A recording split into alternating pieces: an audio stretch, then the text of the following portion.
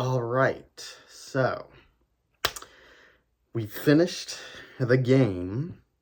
I'm now prepared to watch the 9-hour explanation series for your preferred solution to the story. But first, I have to watch these bonus materials you've sent me. So I shall do that, and then we can move on to the theory video.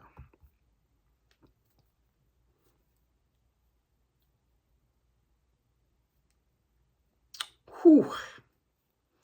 Gotta love that distorted audio on this one. Whew. Tasty.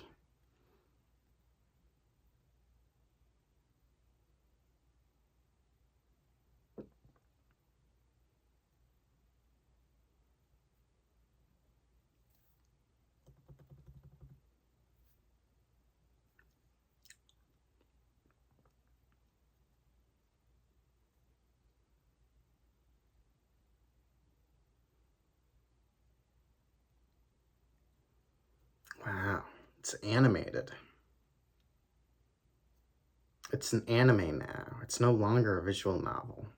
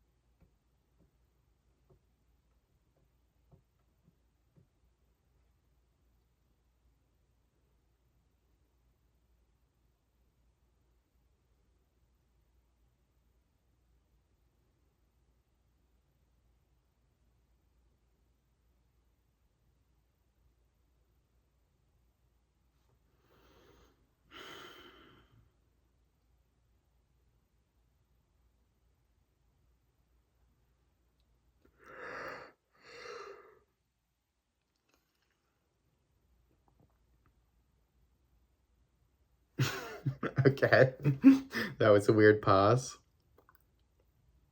Rule Z. Epic, epic.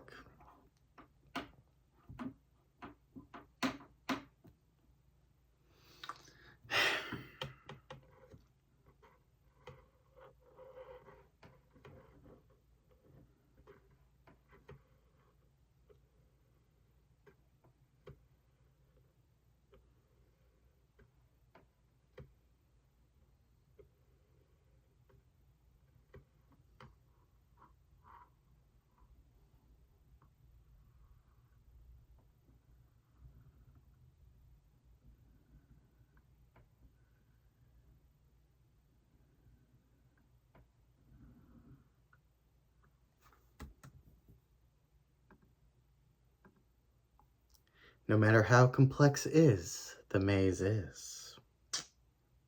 Profound words right there. BT dubs.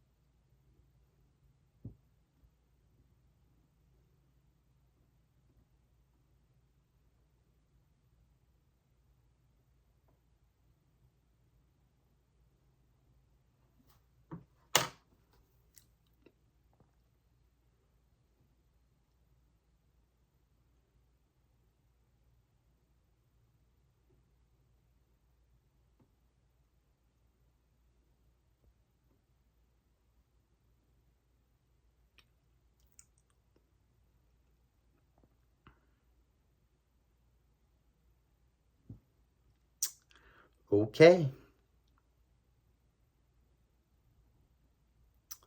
Wow, we learned that there are rules X, Y, and Z, but we don't know what they are, so it does not make a difference.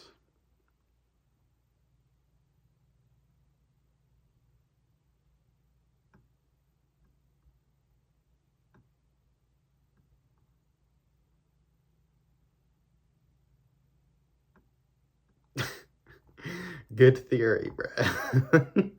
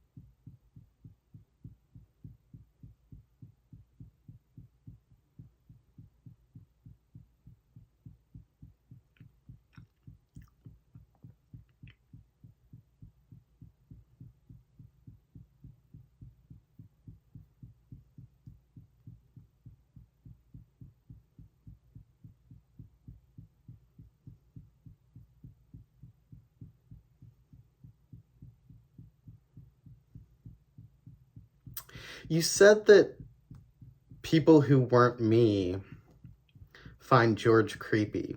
Is it because of that sprite right there? Where his glasses are fogged and he has that smile? Is that just a very prominent sprite in the PS3 version? And people read that version mostly and so find him creepy because of that sprite, and I didn't read the PS3 version and so didn't find him creepy because it didn't have that sprite? Is that what happened? Because I don't know why people would find him creepy.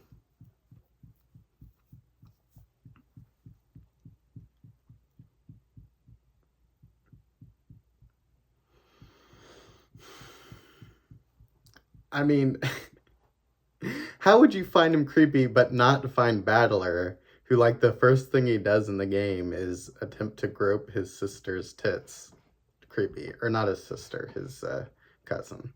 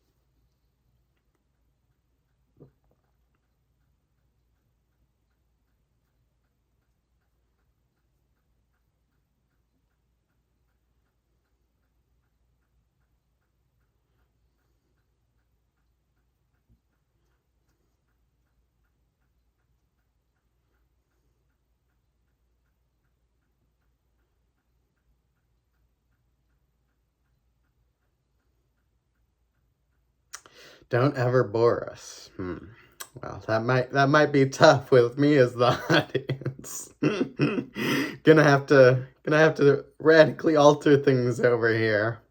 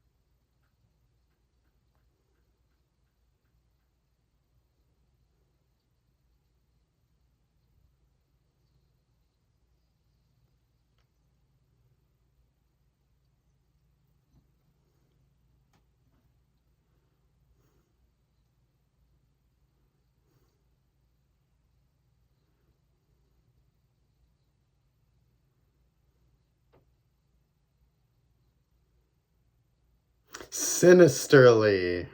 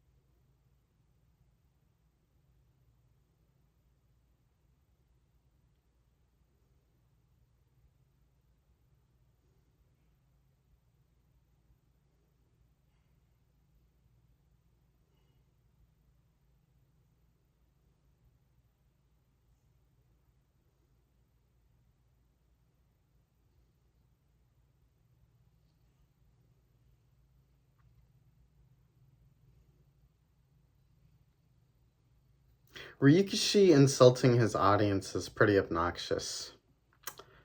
That's all I feel like saying about this stupidity.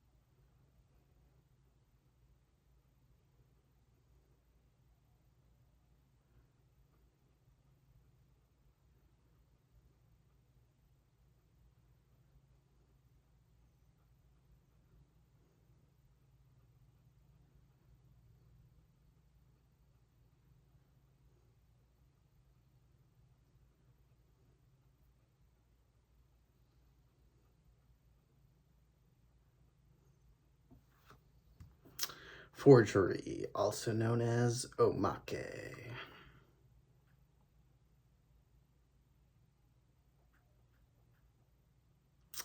Okay. I guess that's all there is of it. So I can just go straight to this.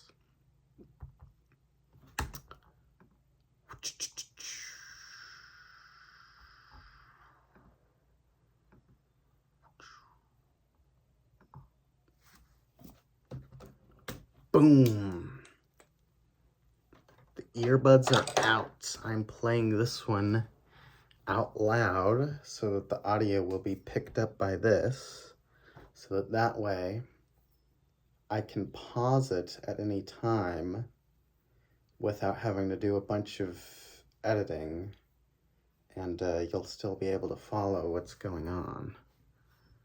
Hopefully, that's the plan anyways. We'll see.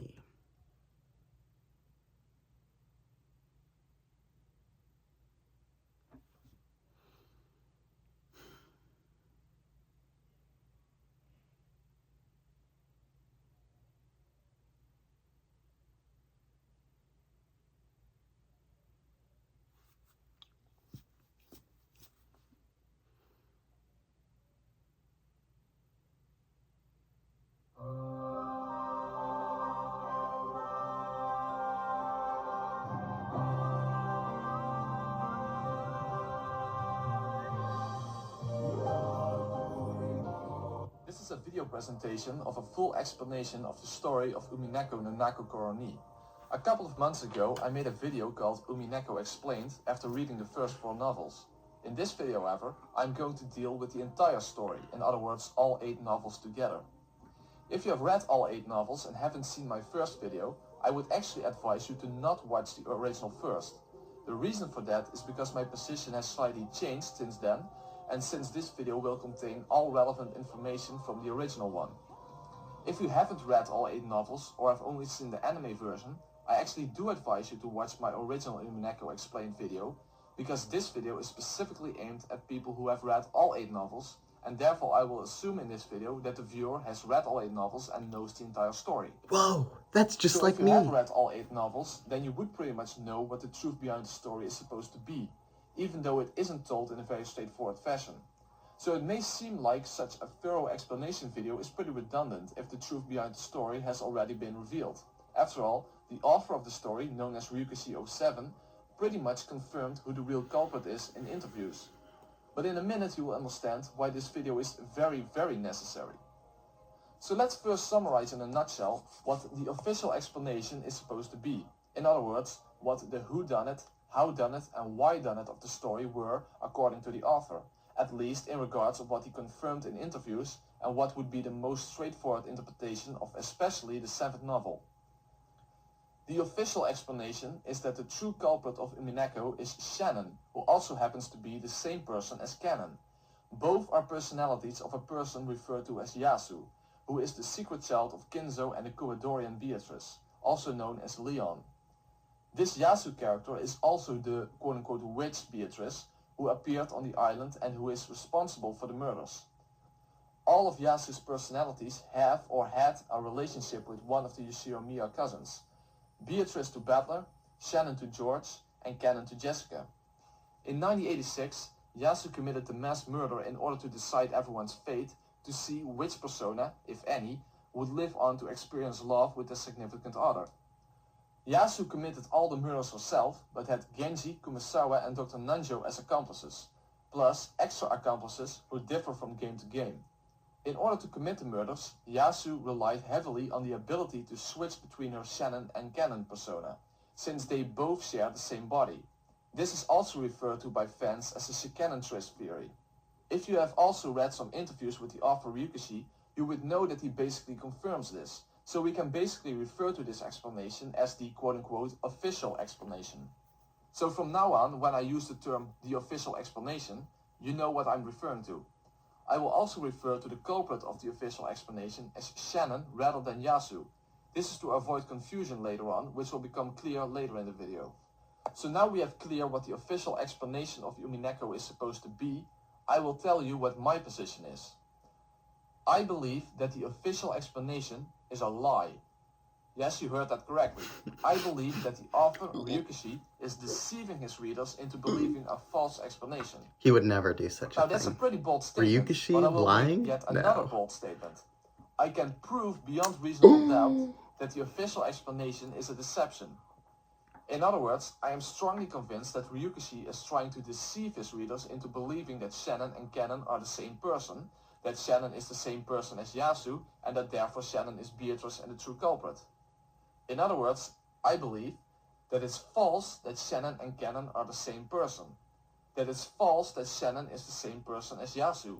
But what if That it's Canon false is that Yasu? Shannon is Beatrice. But what if That it's Canon and false Yasu are that Shannon is Beatrice? the true culprit. But what if That it's Canon and false that Yasu or Yasu is an Beatrice actual are the existing human culprit? being who has ever been really present on the island or anywhere else. Oh, okay. I guess And then of course, Canon that can I be can prove Yasu. that all these things are false. Now I want to make it very clear that it's not my position that the author made a mistake. So I am not claiming that Ryukishi really meant the psychiatrist's explanation to be the truth behind the story, but that he simply made a mistake, making the official explanation inconsistent with the facts found in the story itself. I don't believe for a second that someone as brilliant as Ryukishi would make such a mistake. No. My position is that Ryukishi Ryukishi is making an purposefully error? deceiving the No. readers about what the truth behind the story is supposed to Impossible. be. Just like the Umineko story, for the most part, consists of the author deceiving his readers, I believe that he's continuing this deception until the very end of the story, and even in interviews. Now, I perfectly well understand how incredibly controversial and unorthodox it is to go against the author himself. But I ask you all to have an open mind you ever here heard of and Death just to of the be Author? willing to at least consider this possibility. And I think you have two good reasons for being open-minded about this possibility. One, deception towards the readers on the author's part is an inherent part of the story. And two, the official explanation has never been proven in red. Think about it. The vast majority of the Umineko story is about the author deceiving the readers. After all, none of the magical scenes truly take place. It's all about seeing the truth beneath the illusion of magic. Was it proven in So red even that though they it don't might take place? be really hard to imagine the author keeping his deception going until the very end of the story, and even in interviews, it is at least something that should be considered. But of course, the first reason why you would be skeptical towards my claim that Ryukishi is lying is that you cannot imagine why he would do such a thing. However, I will not go into Ryukishi's motives for lying until very late in the video. This may seem strange, but I have the following reason for doing that. Since my position will be regarded as quote-unquote blasphemy by many fans of Umineko, and also believe that the official explanation really is the truth, most people will probably not even want to consider the possibility that they might have been deceived into believing a false explanation. So the only way I think it would be possible to break through such a barrier is to first demonstrate that the official explanation is necessarily false and incoherent. Because unless I show some massive amount of evidence that the official explanation has to be wrong in the first place, and then put an alternative explanation in its place that does account for all the facts in the story, unless I do that first, I don't think that any of you will believe me in the first place. Most of you will probably think that I'm crazy anyway for going against the author himself, and most of you will probably think that the evidence for the official explanation is extremely strong. So I will first have to focus on disproving the official explanation. And once I've broken it down to the ground, I will build up a new theory in its place that is possible, plausible, coherent, is consistent with all red statements and all circumstantial evidence, accounts for the whodunit, All howdunit, circumstantial whydunit, evidence? accounts for the Yasu character, for how the murders tie into Battler's sin against Shannon, and is quote-unquote elegant. What I mean by the term elegant is a theory that relies on as few unprovable assumptions as possible. It also doesn't incorporate arbitrary accomplices without evidence. It also doesn't attempt to work around the meaning of red statements. In other words, the red statements are taken at face value. They simply mean what they say without doublespeak. In other words, the theory is judged by the red statements instead of the theory being the judge on how the red statements are supposed to be interpreted. The second approach is just an like unreasonable my way theory, of handling the red, in my which you opinion. criticize However, me if you for believe doing. the official explanation, you are essentially forced to do this. So at the very least, I can present you with another possible truth inside the cat box that cannot be denied. However, as I said, I will do more than that. I will also show that the official explanation never could have existed inside the cat box to begin with. In fact, it is my position that the evidence against the official explanation is so strong and so devastating that at the end of this video, I will present you with the following challenge. After you finish this video, you will have to believe one of the following things. You agree with me that the official explanation is a deception and never meant to be the real truth behind the story, or you would have to believe that the author screwed up his own story in which the truth behind the story is incoherent, inconsistent, and contradicts the rules he gave to his own story. What? So it is Ryukishi would never be so incompetent. Be defended on the basis of evidence from the actual story itself. It can only appeal to author's authority. But if the author is lying in the first place, then no such appeal can be made. So to summarize my position and to keep it in the spirit of the story, I will present two blue statements. I can demonstrate that the official explanation is false due to many factual conflicts, including conflicting red statements. I can provide an alternative explanation. Not as epic as when I used the blue truth. Plausible and consistent with all the facts and all red statements, which includes the who done it, the how done it, and the why done it behind all of the murders. This explanation also includes the Yasu character of the 7th novel and her relation to Shannon. Now all that is left before I will give you the outline of this series is to tell you who are the people involved in my own explanation. So during this video I will falsify the official explanation and defend my own theory. I will also put these two explanations next to each other regarding various scenarios and show why my theory almost in all cases fits better than the official explanation. So before I will give you the outline of the video, I will first present to you the people involved in my explanation, which is a group of 2 culprits and 1 accomplice. Van Dyne, there can only be one culprit. Beatrice is Rosa. The second culprit is George. And their non-murdering accomplice is Dr. Nanjo. I can explain the entire story, including the why done it and the Yasu Leon stuff of the 7th novel, with just these 3 individuals. This of course doesn't include the 6, 7 and 8 games in which there are different culprits, namely Erika Frudo in the 6th game, Rudolph and Kyrie in the 7th, and with Battle as the 3rd culprit in the 8th game. Also in the 3rd game, Kraus and Itsui get killed by Eva. For the people who have seen my original video, the main difference between my final theory and my theory back in the original video is that my original theory was very much centered around George, while my final theory is centered mostly around Rosa. 3rd culprit in the 3rd So in my original video, I had George as the main culprit and Rosa as the 2nd culprit. By now, it's the other way around. So now I will give you the outline of this video, which will consist of 12 chapters. In the first chapter, I will disprove all of the supposed evidence in favor of Shannon and Cannon being the same person, and will present evidence against Shannon and Cannon being the same person, which includes red statements that demonstrate that they are separate individual human beings. In chapter 2, I present what I call my fictional Yasu theory. Here I demonstrate that Yasu and Leon cannot be the same individual and that neither of them are real living human beings in the first place. However, my fictional Yasu theory is not a denial of the importance of the Yasu character. In fact, I believe that Yasu is one of the most important characters in order to understand the why done it of the story. In chapter 3, I provide evidence against Shannon being Beatrice, including a red statement. I also present more than a dozen arguments in favor of Rosa being Beatrice. In chapter 4, I show Rosa's and George's motives and their connection. Also how Rosa is connected to battle sin against Shannon. I also show why Dr. Nanjo agreed to be their accomplice. In chapter 5, I present what I call my betrayal and scapegoat theories. The betrayal theories are about the reason everyone dies in the end, especially why it is that Shannon dies. Here I also explain the furniture's love battle in the 6th novel. The scapegoat theory is about the reason that Natsui gets framed in the 5th game. In chapter 6, I show that George is the culprit in the 5th game and explain how he did it and why. Then will be a short chapter about the meaning of the gold truth. Chapter 8 will be a very long and very extensive chapter in which I will go through all of the murder scenarios of the first 4 games and explain all of them with Rosa and George as culprits and Dr. Nanjo as the single accomplice. In chapter 9 I will finally arrive at one of the most important points of my video, namely why Ryukishi would be lying about the truth behind the story in the first place. I will also show that there were several hints within the story that suggested this, as well as in interviews and even what are probably on purpose discrepancies between the novel version and the anime version.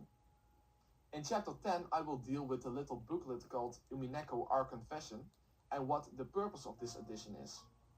In chapter 11, I will discuss the nature of Enji's future perspective and my theory that it's a counterfactual future timeline from a largely fictional perspective. And in the final chapter, I will explain the nature of the meta world and the nature of quote-unquote magic. So that's the outline of my video. So now let's move on to the first chapter in which I will disprove the I'm curious. After all, this is almost the jugular vein of the official explanation. If I can demonstrate that Shannon and Canon are separate individual human beings and not mere personalities of a single human being, then the official explanation will quickly start to crumble.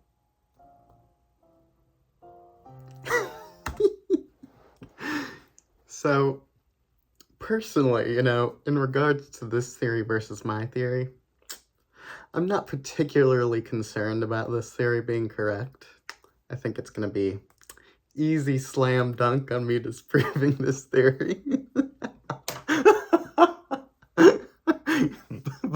The only thing I'm worried about is that, maybe he's going to say some things that I also wanted to say in regards to my theory, and then it'll be more lame and cringe when I say them, because it'll be like I didn't come up with it myself. I just copied his work and changed it around a bit to fit my culprit. We'll see. We shall see if he catches on to any of the things that I've caught on to.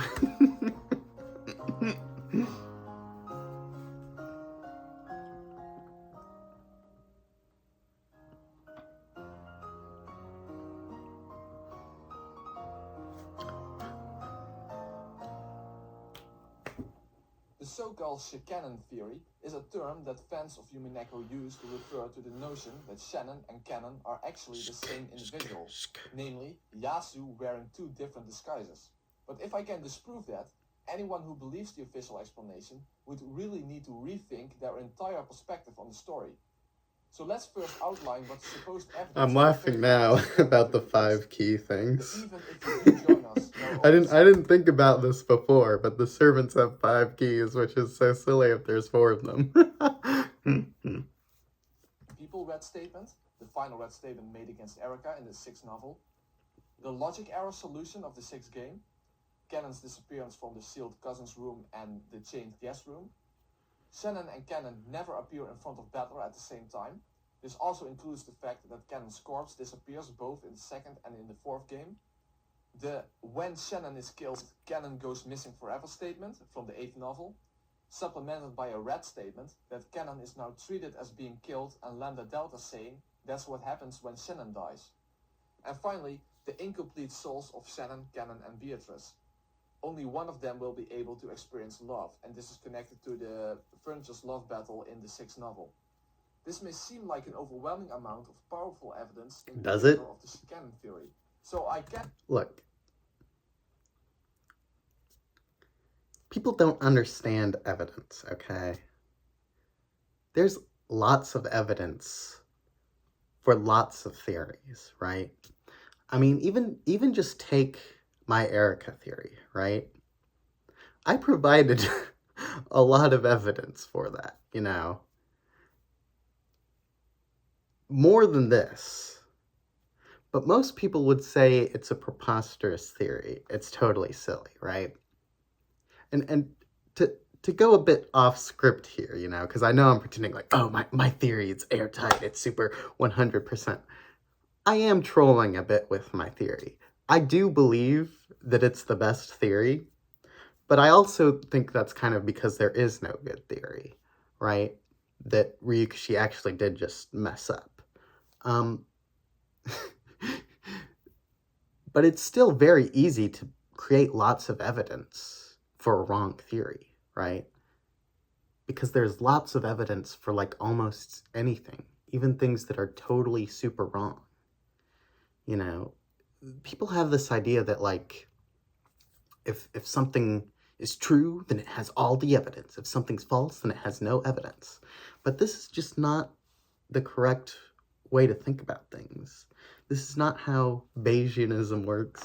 This is not how reality divides itself. You know, any subject you look into, there will be scientific papers saying one thing and scientific papers saying the other thing, unless they're just like aren't scientific papers on the question at all. You know, it's just reality's complex. There's a lot of things pointing in one way, the other, and you just have to look at the balance of evidence, not, you know, 1, 2, 3, 4, 5 pieces.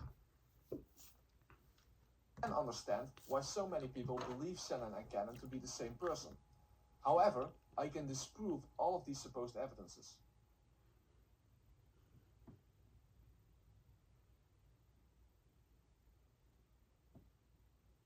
So let's start with the first piece of supposed evidence, namely the final red statement of the sixth game, when Beatrice defeated Erica by solving Battle's logic error. Erica had one final red statement before she was destroyed, which was the following. Hi, pleased to meet you. I am Frudo Erica, the detective. I may be an uninvited guest, but please welcome me. I am the visitor, the 18th human on Rokkinjima.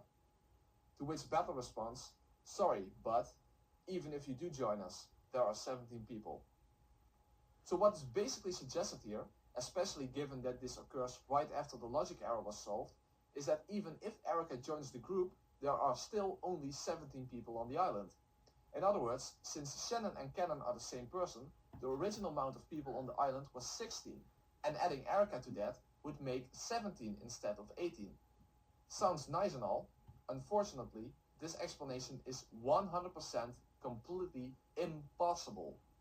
Not just that it happens to be false, it is impossible. Now, why is that? Well, let's explain it in the following way. The Shannon theory is never proven in red, but let's imagine what a hypothetical red statement would look like that would show Shannon and Cannon to be the same person.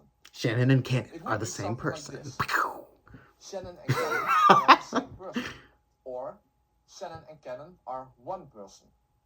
Another example would be if their names would be given in a group of people, yet the amount of people would be one less than the amount of names. A hypothetical example of that would be something like this. Shannon, Cannon, Kraus, Kyrie, and Goda. This group consists of 4 Goda people. spelled wrong. This is in alignment with the supposed evidence for the Shannon theory that there are only 17 people if Erica joins the group. So every Shannon believer would have to agree with this. Shannon believers. Also, if one of these statements would ever have been made in the story, the virgin Shannon believers versus like, the Chad, Frudo, Erica twin believers. These are ambiguous statements and can mean anything. Obviously not.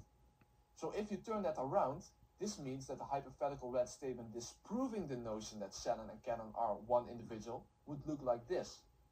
Shannon and Cannon are not the same person, or Shannon and Cannon are 2 persons or 2 people. And another example would be if their names would be given in a group and the amount of people in that group would be the same as the amount of names. A hypothetical example of that would be something like this. Shannon, Cannon, Kraus, Kyrie, and Goda. This group consists of 5 people. What we also need to know is what the definition of the word people is in Umineko. So true. So is the word people actually ever defined? Yes, it is in fact. It gets defined just moments earlier in the same novel, namely the following. Quote, confirming definition. Can I accept 3 people to refer to the numbers of bodies? You're saying that 3 bodies went in and out of the room, right? And then in red, of course, 3 people, in other words, 3 bodies went in or out. Only you and Cannon entered and only Battle left. It has already been said in red that all people can only use their own names. Therefore, the names Erica, Battler, and Cannon can only be used by those people. So here we see that the word people is equivalent to living human bodies. And so far, no believer in the Shannon theory would have any objections, because that is again exactly what the even if you do join us, there are 17 people statement seems to suggest. There were originally 16 human bodies on the island, since Shannon and Cannon share the same body, and Erica then becomes the 17th body on the island, or in other words, the 17th person. In other words, the word people is not equivalent to personality. Even if someone had multiple personalities, they would not be considered to be multiple people, since people refers to their bodies, not the amount of personalities. So that means that if the Shannon theory is true, and if the "there are 17 people" statement really is a statement proving this, then But Cannon and isn't the Shannon statement there are could 17 never be humans? defined as two people, since they share the same body. People and humans If doesn't it is necessarily indeed have the Yasuo same wearing two definition. different disguises, then Shannon and Cannon are only one among the people on the island. It doesn't meaning really one matter for his body. point, though, In other words, because if Shannon he's and proving Cannon that are the ever definition actually identified in fits red the as two Shannon people, theory. or if their names increase the list of people by 2 instead of 1, then the Shannon theory is impossible. So I'm going straight for the jugular vein here. All I need to do is show a red statement in which Shannon and Cannon are identified as two people, and the Shannon theory is necessarily false given the rules of the story. Let's also include the word person to make sure. And I can in fact show 4 red statements that meet these conditions. The first one is a red statement concerning the 6-linked closed room chain from the third game. Quote, 6 people, Kinzo, Genji, Shannon, Cannon, Goda, and Kumasawa are dead.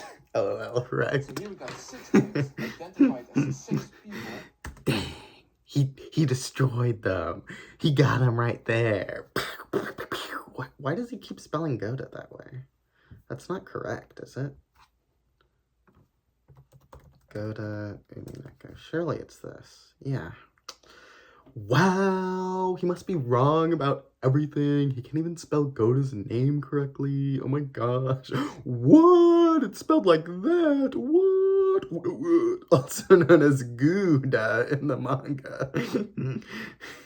What is the point of Goda? And Shannon and Cannon are among them. In other words, Shannon and Cannon are 2 people. And this is reaffirmed. Goda exists so he can beat, and then there were none by having 13 people die instead of 10. Come on. Come on. That's the point of him. By Eva Beatrice when she makes her list of 15 dead people. She says the following. Kinzo is dead. Kraus is dead. Natsui is dead. Hideyoshi is dead. George is dead. Rudolph is dead. Kyrie is dead. Rosa is dead. Maria is dead. Genji is dead. Shannon is dead. Cannon is dead. Goda is dead. Kumasawa is dead. Nanjo is dead. The 15 people mentioned are dead. And as you can see, there are 15 names in this list. And there's yet another red statement concerning Cannon from the 4th game.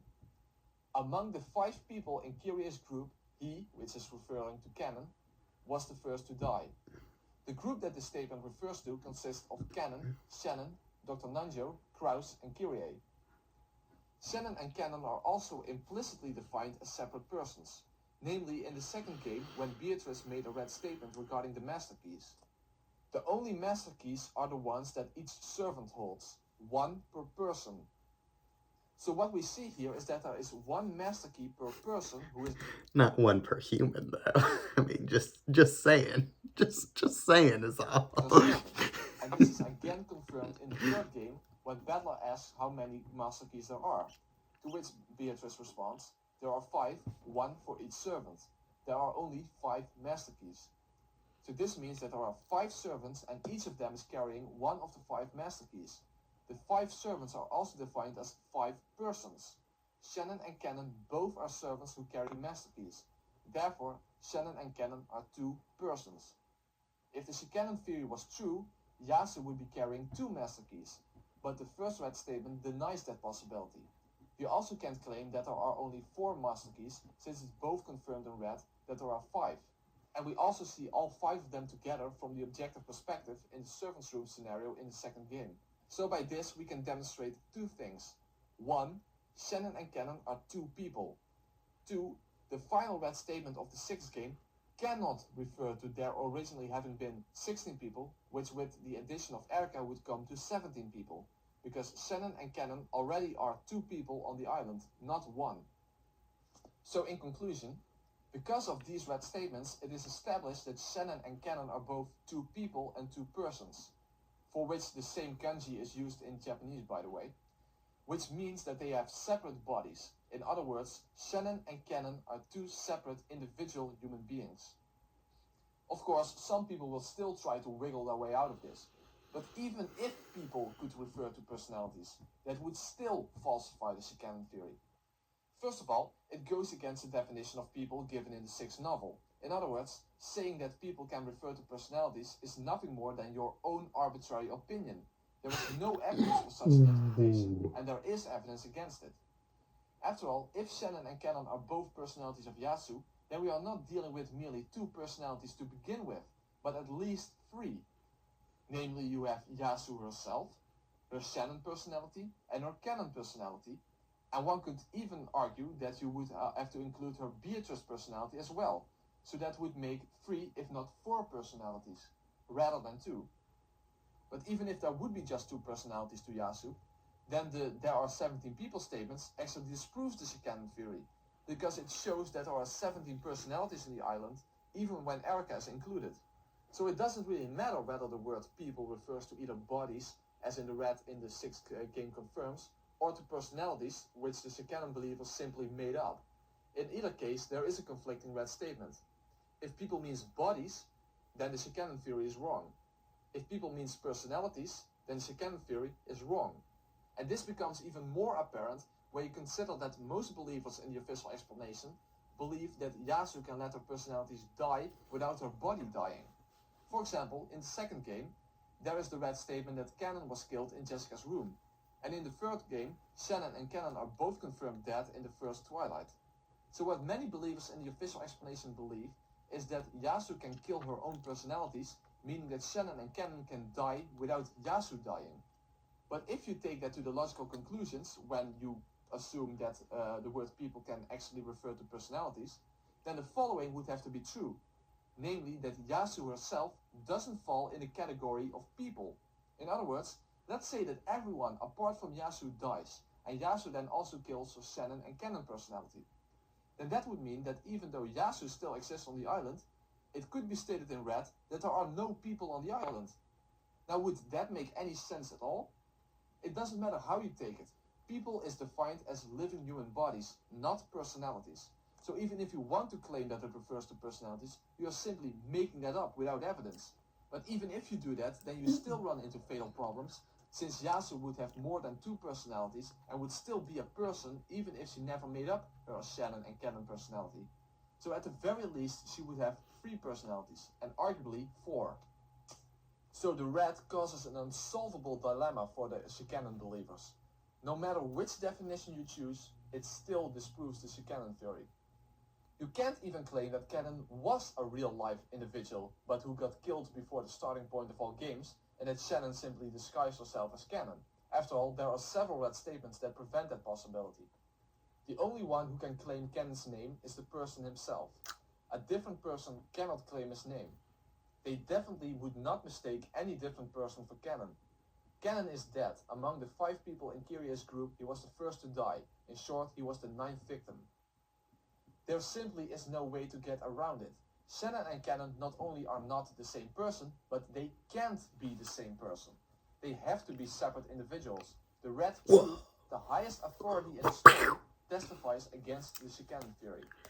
That's right, that's the red truth, the highest authority. That's why my theory is entirely based on the red truth. That it was meant to be the truth behind the story that Shannon and Cannon are the same person. But he does try to deceive the readers into believing that. And he definitely succeeded, since so many people have fallen for this deception.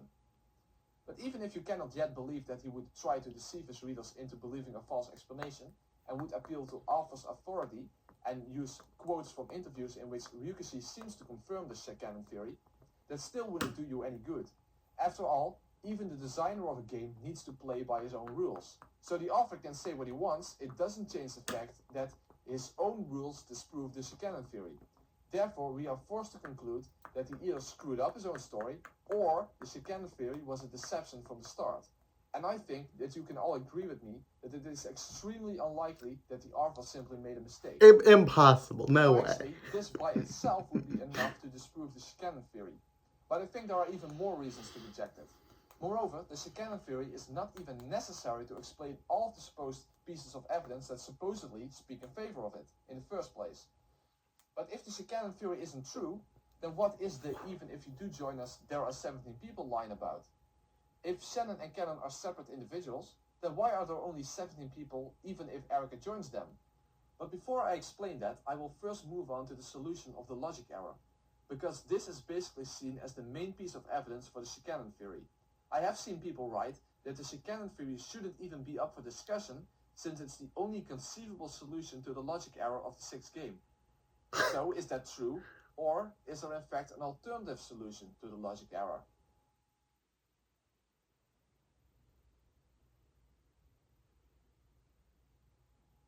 Since it is my position that the Shannon theory is a purposeful deception on the author's part, I also believe the logic error solution of the sixth game is specifically designed for that purpose, since it so heavily seems to imply that Shannon and Cannon are the same individual. After all, Cannon disappears from a perfectly sealed room when the only room that potentially had its seals broken was the room where Shannon was in. And then later he disappears again from a room that is locked with a chain that cannot be set from the outside. But if the Shannon theory is indeed false, as I think I have already demonstrated by now, then is there even a possible solution left to this mystery? As I said, this is essentially the main piece of evidence for the Shannon theory. Nevertheless, I can solve the logic error without Shannon and Cannon being the same person. The reason Rikushi succeeded in fooling so many readers in believing the Shannon theory is basically because he showed the scene in which Erika seals the two rooms in a very specific way. If done in any other way, the deception would probably not have worked out and many people would have come to different conclusions. Let's watch the scene in which the two rooms get sealed, and let's see if you can figure out the real solution if I tell you to pay attention to three things. When watching this scene, I want you to answer these three questions. 1. What is Erika's location during this scene? 2. Who seals the rooms and by what method? And I'm talking here about the perspective of the viewer. And 3. What is the order of events? And I will give you one final hint for solving this mystery. In theory, anyone in the cousin's room could have rescued Bella, not just Cannon. Here's the scene in question.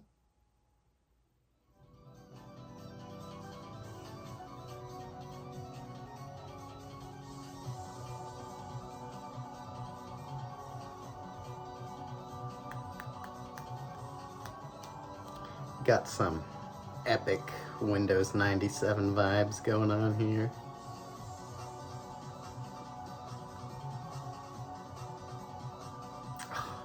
Just look at that. That frame rate. Glorious.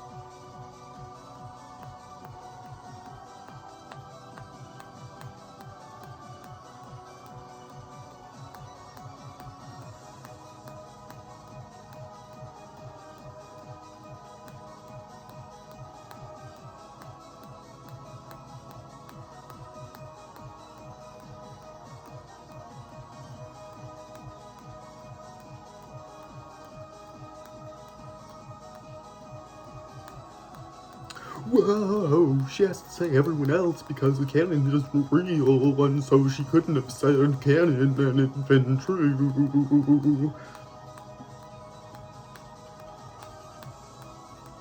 A red herring. Well, in my version, there's an actual explanation for why she says it. I mean, just saying, it's not just a red herring in my version. I mean, yeah.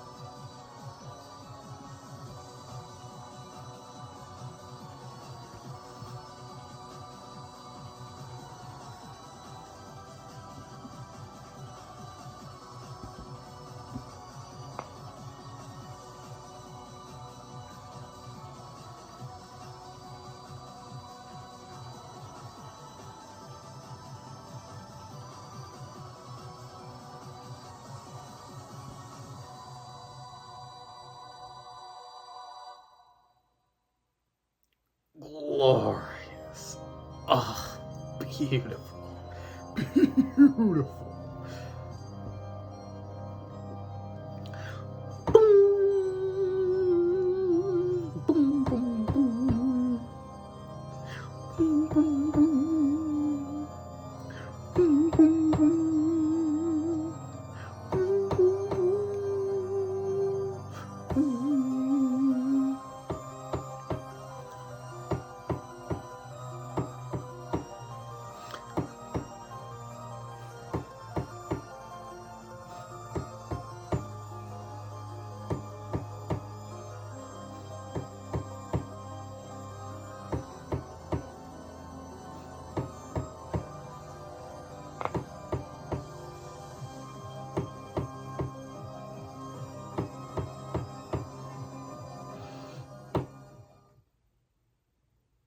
Could you figure it out? Did you see how Ryukishi succeeded in his deception? Let's answer the 3 questions I told you to pay attention to. 1. Where is Erika located? Erika is located in the hallway outside of the cousin's room and the next room over. And this may not seem significant, but it is actually one of the 3 keys we need to unlock this closed room mystery. So we have Erika outside the doors of the rooms with the windows located on the opposite side. 2. Who sealed the rooms and by what method? As you could see, the viewer sees the scene from the meta-world perspective. And it is Glenor, Cornelia and Gertrude who use magic to instantaneously seal both rooms.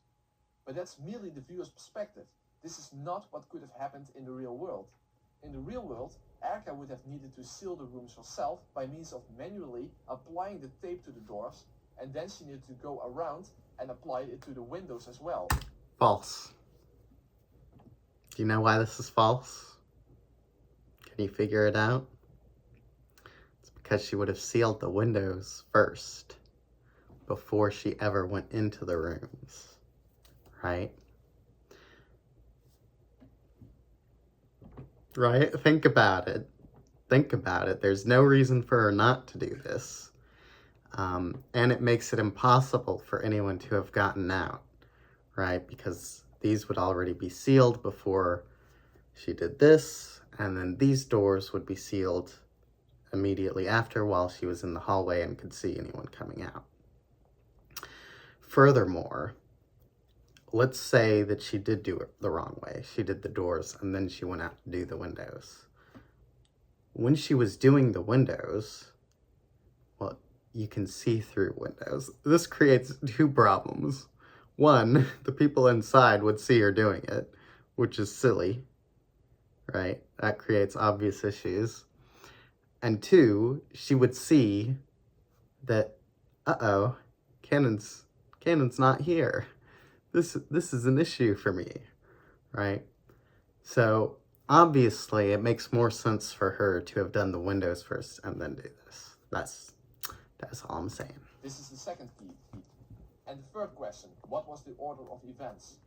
The order of events is as follows. First, Erica checks everyone's location, then she seals the rooms. Notice that if she seals the windows and then seals the doors afterwards, that is not a contradiction of these events, because the rooms are not fully sealed until she seals the doors, right? Only the windows are sealed. Furthermore, why should we trust the order of events, right? If we can't trust that Gertrude and Cornelia were the ones doing it, right? And we have to invent another scenario in which Erica was doing it, why are we trusting the order of events any more than, you know, who was doing it? I mean, there's no reason. That's just because that's the assumption you prefer. It's not the assumption I prefer.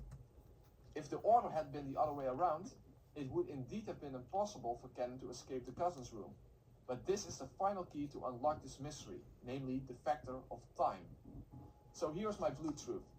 Cannon escaped out of the window of the cousin's room when Erica was busy sealing the doors of the two rooms. When she got around to sealing the windows as well, Cannon was no longer present inside the cousin's room. Since Erica checked everyone's location beforehand, she simply assumed that Cannon would still have been present inside the cousin's room. Oh, she simply assumed it. Cope harder, bro. Cope harder, bro. When she sealed the windows. But at the time she was sealing the windows, Cannon had already escaped. Okay. I mean, here's the thing. I already explained it. Cannon simply broke the window while maintaining the seals being intact. It makes way more sense, okay? It's a way better solution. You know. I mean, it doesn't matter, because in the end, on this point, both of our theories are the same. I'm just saying, my explanation makes more sense. Ooh. Now a possible objection may be, where did I get that third room from that I'm depicting here in this slide? The point is that Erica required a way to reach the windows of the two rooms in order to seal those. And in the fifth game we are told that Erica sealed the windows of the guest house by scaling the wall. So she would have to go out of the window of another room in order to reach the windows of the room she was going to seal. Whether that room she left through was located next to the cousin's room is not important. It could have been any of the... I don't understand this. She couldn't have scaled the wall from the ground? Whatever. Again, it doesn't matter. Rooms inside the guest house. But I'm just confused by his reasoning here. The only point is that she had to go around in order to seal the windows of the two rooms. Another possible objection could be, wouldn't Erica have noticed that Cannon was gone when she was sealing the windows? She didn't have detective's authority. Cousin's room. But you have to remember here that Erica did not have the detective's authority. And she probably wouldn't have sealed the windows in full view of everyone as she was doing it in secret. So she just went in like fact, I think that. we have a pretty good hint that this is what must have happened. And that is the appearance of the ladder outside of the guest house. When Erica was done sealing the rooms, she went out of the front door and found a letter there, informing her that Battle's corpse had vanished from the guest room in the mansion where he supposedly was killed. The only person who could have placed the letter there would have to be Cannon. But that means that he had to have been outside of the guest house, just no... Battler could have placed the letter there.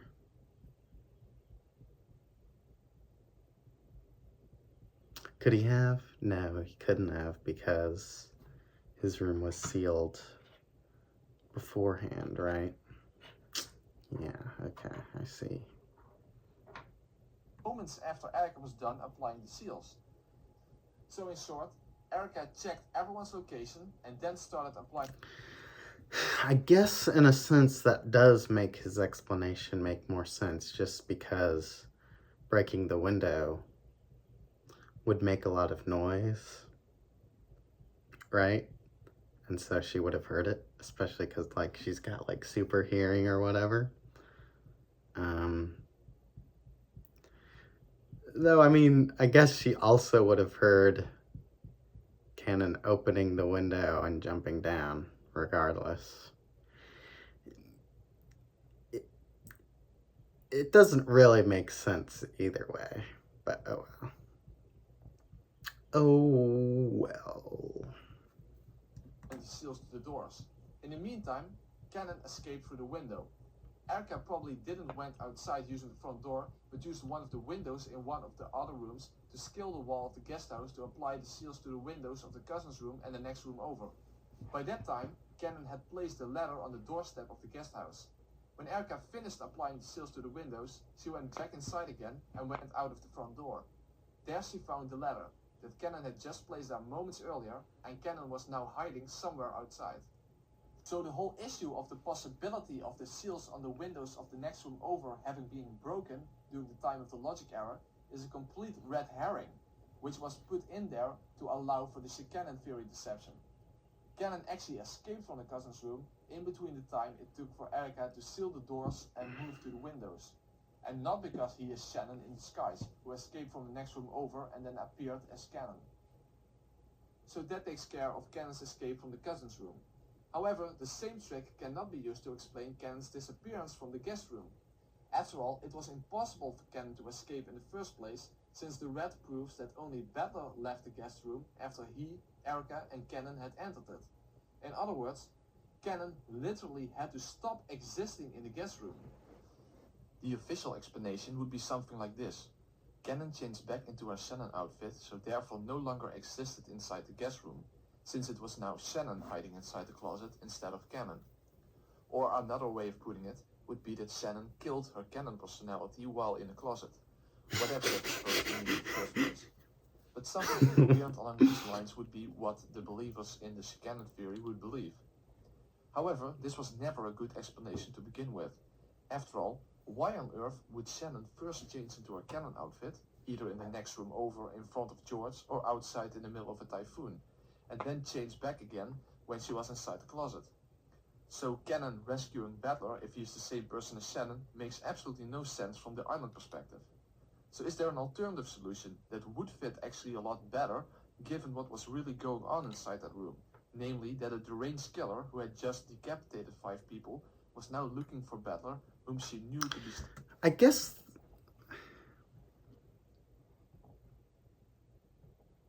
with the letter thing, right?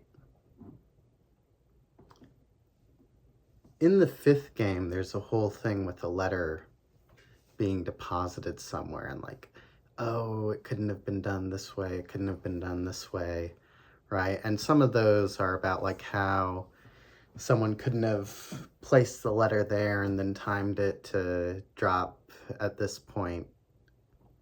But none of those apply to the letter in the 5th game, right? So the letter in the 5th game could just have been pre-written and then timed to drop or whatever into the spot. And then Cannon got out in the way I explained it. That would probably make the most sense, I guess. It's not very satisfying, but I think there just isn't really a satisfying explanation to this. And I mean, because we already have the issue of Cannon's motivation for doing this in the first place making no sense, right? So adding on the letter, which is a bit silly, is like, it's whatever. That also is a bit interesting in terms of how it plays with my explanation for the letter in the 6th game, though, because I explicitly stated in that the nature of the letter in that game comes about because of Lambda Delta intentionally getting into and getting out of logic errors. And that's why nonsensical motivations can occur. So it would be interesting if another letter, magically appearing somewhere incident came about because of logic errors. Yeah, it would just be an interesting rhyming connection there. But whatever. Somewhere inside that guest room. Oh my gosh, there's so much of this left. Let's speed this up because this is ridiculous. Oh my gosh.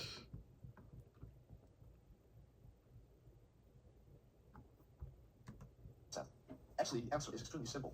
Here's my blue truth. Cannon died inside the closet of the guest room. Something that's been a rule throughout the entire story.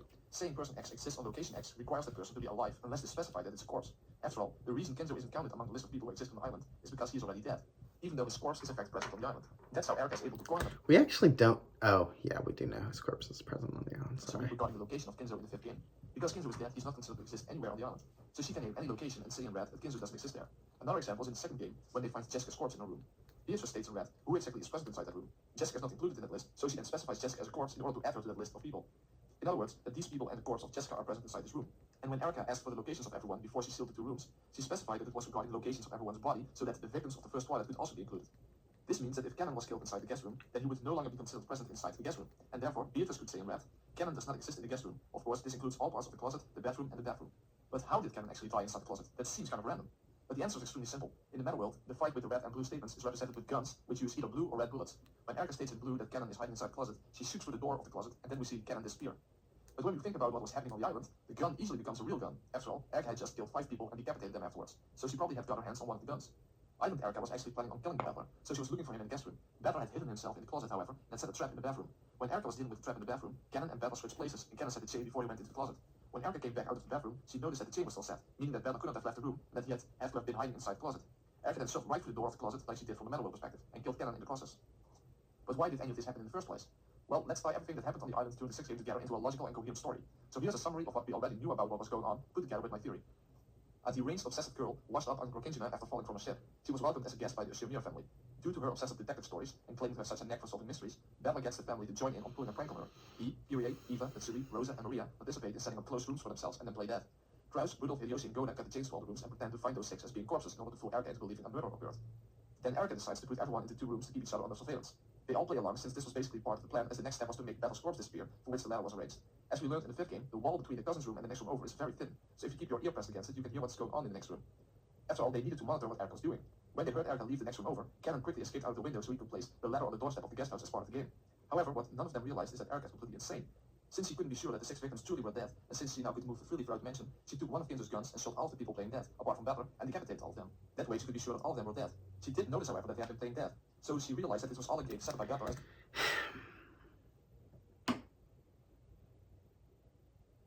No one realized how insane she was. That's the why I done it. She's insane. Oh my god. You know, in my theory, the motivation is not that she's just so insane that she decided to make their prank into real murders, right? The motivation is actually the same as the motivation in all the other games.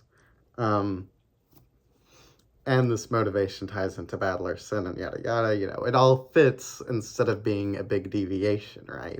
So I know you make fun of my why done it, that like, oh wow, it's just because she's getting revenge on, you know, love and the concept of magic or whatever, which, I mean, is that not an okay motivation? Are the motivations for Rosa and George really so much better, you know? But my theory, you know, even if you think that why done it is not as good as the ones for Rosa and George, it's clearly better than the one for Erica. And so therefore, right, I do not have the worst why done it, right? Even if I don't have the best why done it, I do not have the worst why done it. And the worst why done it is a lot more significant than the best why done it. I'm just gonna say, right?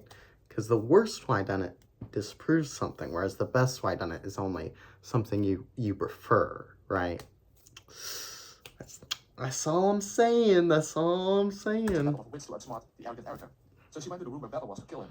Battler had been hiding inside the closet and set up the hot water trap inside the bathroom section of the guest room. However, Cannon, who was in the mansion by now, noticed that all the people who were playing dead now really were dead. Realizing that Battler was now being hunted down by a deranged killer, he went over to the guest room to get Battler out of there. So when Erica was dealing with the trap in the bathroom, Cannon got Battler out of the room. Ooh, he's gonna explain why he did this. I'd like to see it. Back. After all, if he didn't, then Erica would realize that Battler had escaped and would have gone after him. By setting the chain, Cannon gave the impression that Battler was still hiding somewhere inside the room. When Erica saw that the chain was still set, she realized that Battler must be hiding inside the closet. Not allowing any chance for a surprise attack, Erica shoved right through the door, unknowingly killing Cannon who had taken Battler's place. So this way, the entire 6th game can be explained without the Cannon theory. In fact, I think that my explanation makes a heck of a lot more sense than the Cannon explanation. So therefore, the logic error is not evidence for the Shannon theory, and due to several red statements, it has already been demonstrated that Shannon and Cannon are not the same person anyway, and neither are they required to be the same person in order to explain the sixth game. But now there's still the issue of the even if you do join us, there are 17 people line. So what does this line refer to if Shannon and Cannon are separate individuals? First of all, this could never have supported the notion that there were originally 16 people without Erica in the first place. After all, if that was true, then it would have been impossible for Erica to say in red that she's the 18th human on Rokkinjima. Let's take a careful look at what she actually says. Hi, pleased to meet you. I am Furudo Erica, the detective. I may be an uninvited guest, but please welcome me. I am the visitor, the 18th human on Rokkinjima. To which Battle responds, sorry, but even if you do join us, there are 17 people. Obviously, right after the logic error, this is a great addition for the Shannon deception, since it seems to imply that there would have been 16 people without Erica. But if you consider that Erica states in red that she's the 18th human, this explanation is Interesting. So this is humans and this is people. Does that have implications for my theory?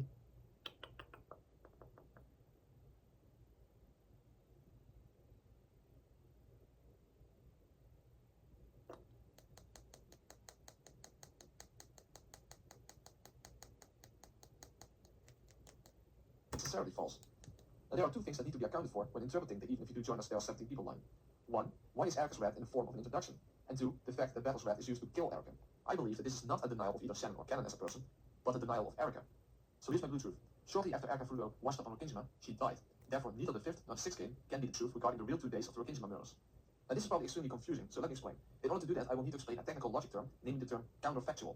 You may have never heard of the term, so it may seem like I'm adding something to the story here, but I'm not. Even though the term doesn't occur in the story, the concept is necessarily part of the story. So what is a counterfactual then?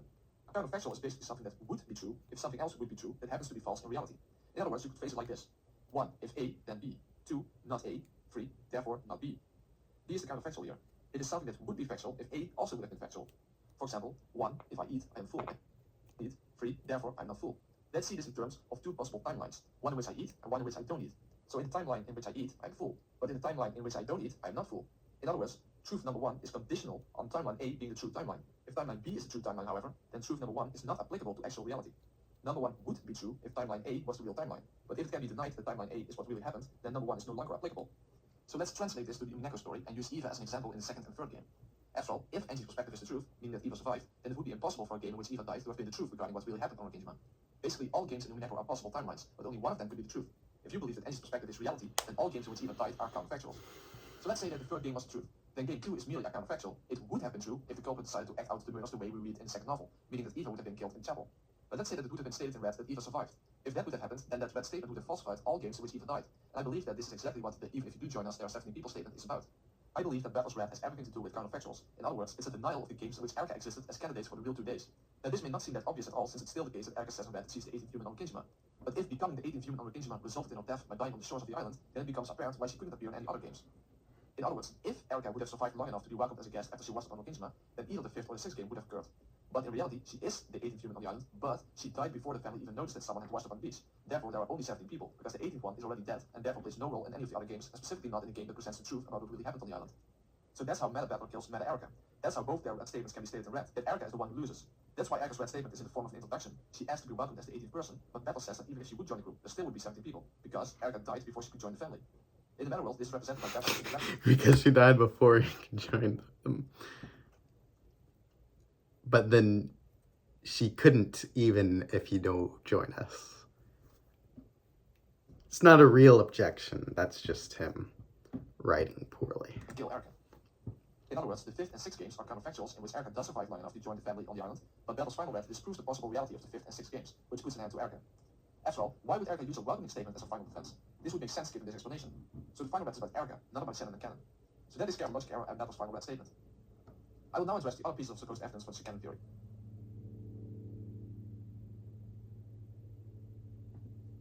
The claim here is that Shannon and Cannon never appear in front of Battler at the same time. The only time we see them together is from a subjective perspective and not from the objective perspective of Island Battler. They do both appear together in front of Battler during the 5th game, but during that game, Erica is the one with the objective perspective instead of Battler, and she now holds the position of the detective. However, this is not really an argument in favor of the Shannon theory, but merely an argument from silence. In and of itself, it merely allows for the Shannon theory, but doesn't prove it in any way.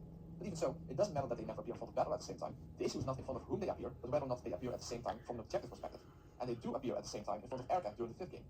In other words, there is objective evidence of Shannon and Cannon appearing together based on detective's authority. It just doesn't happen to be Battler's perspective. In other words, the 5th game actually falsifies the Shannon theory.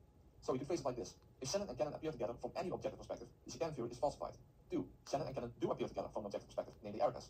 3. Therefore, the Shannon theory is falsified.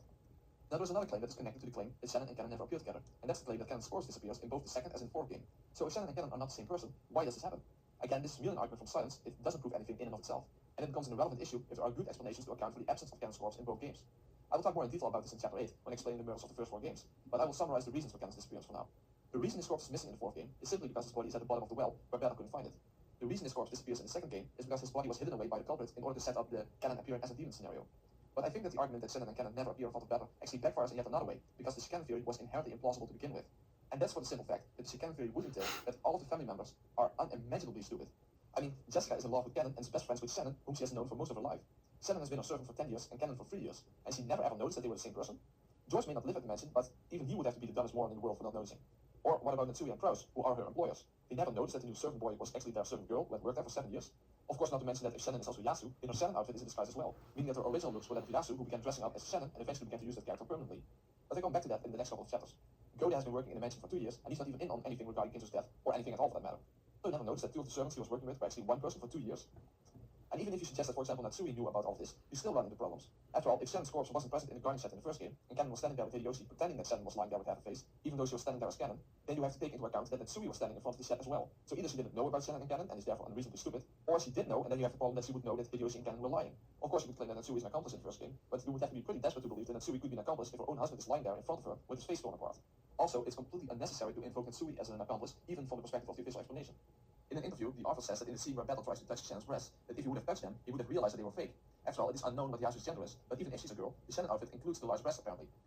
For example.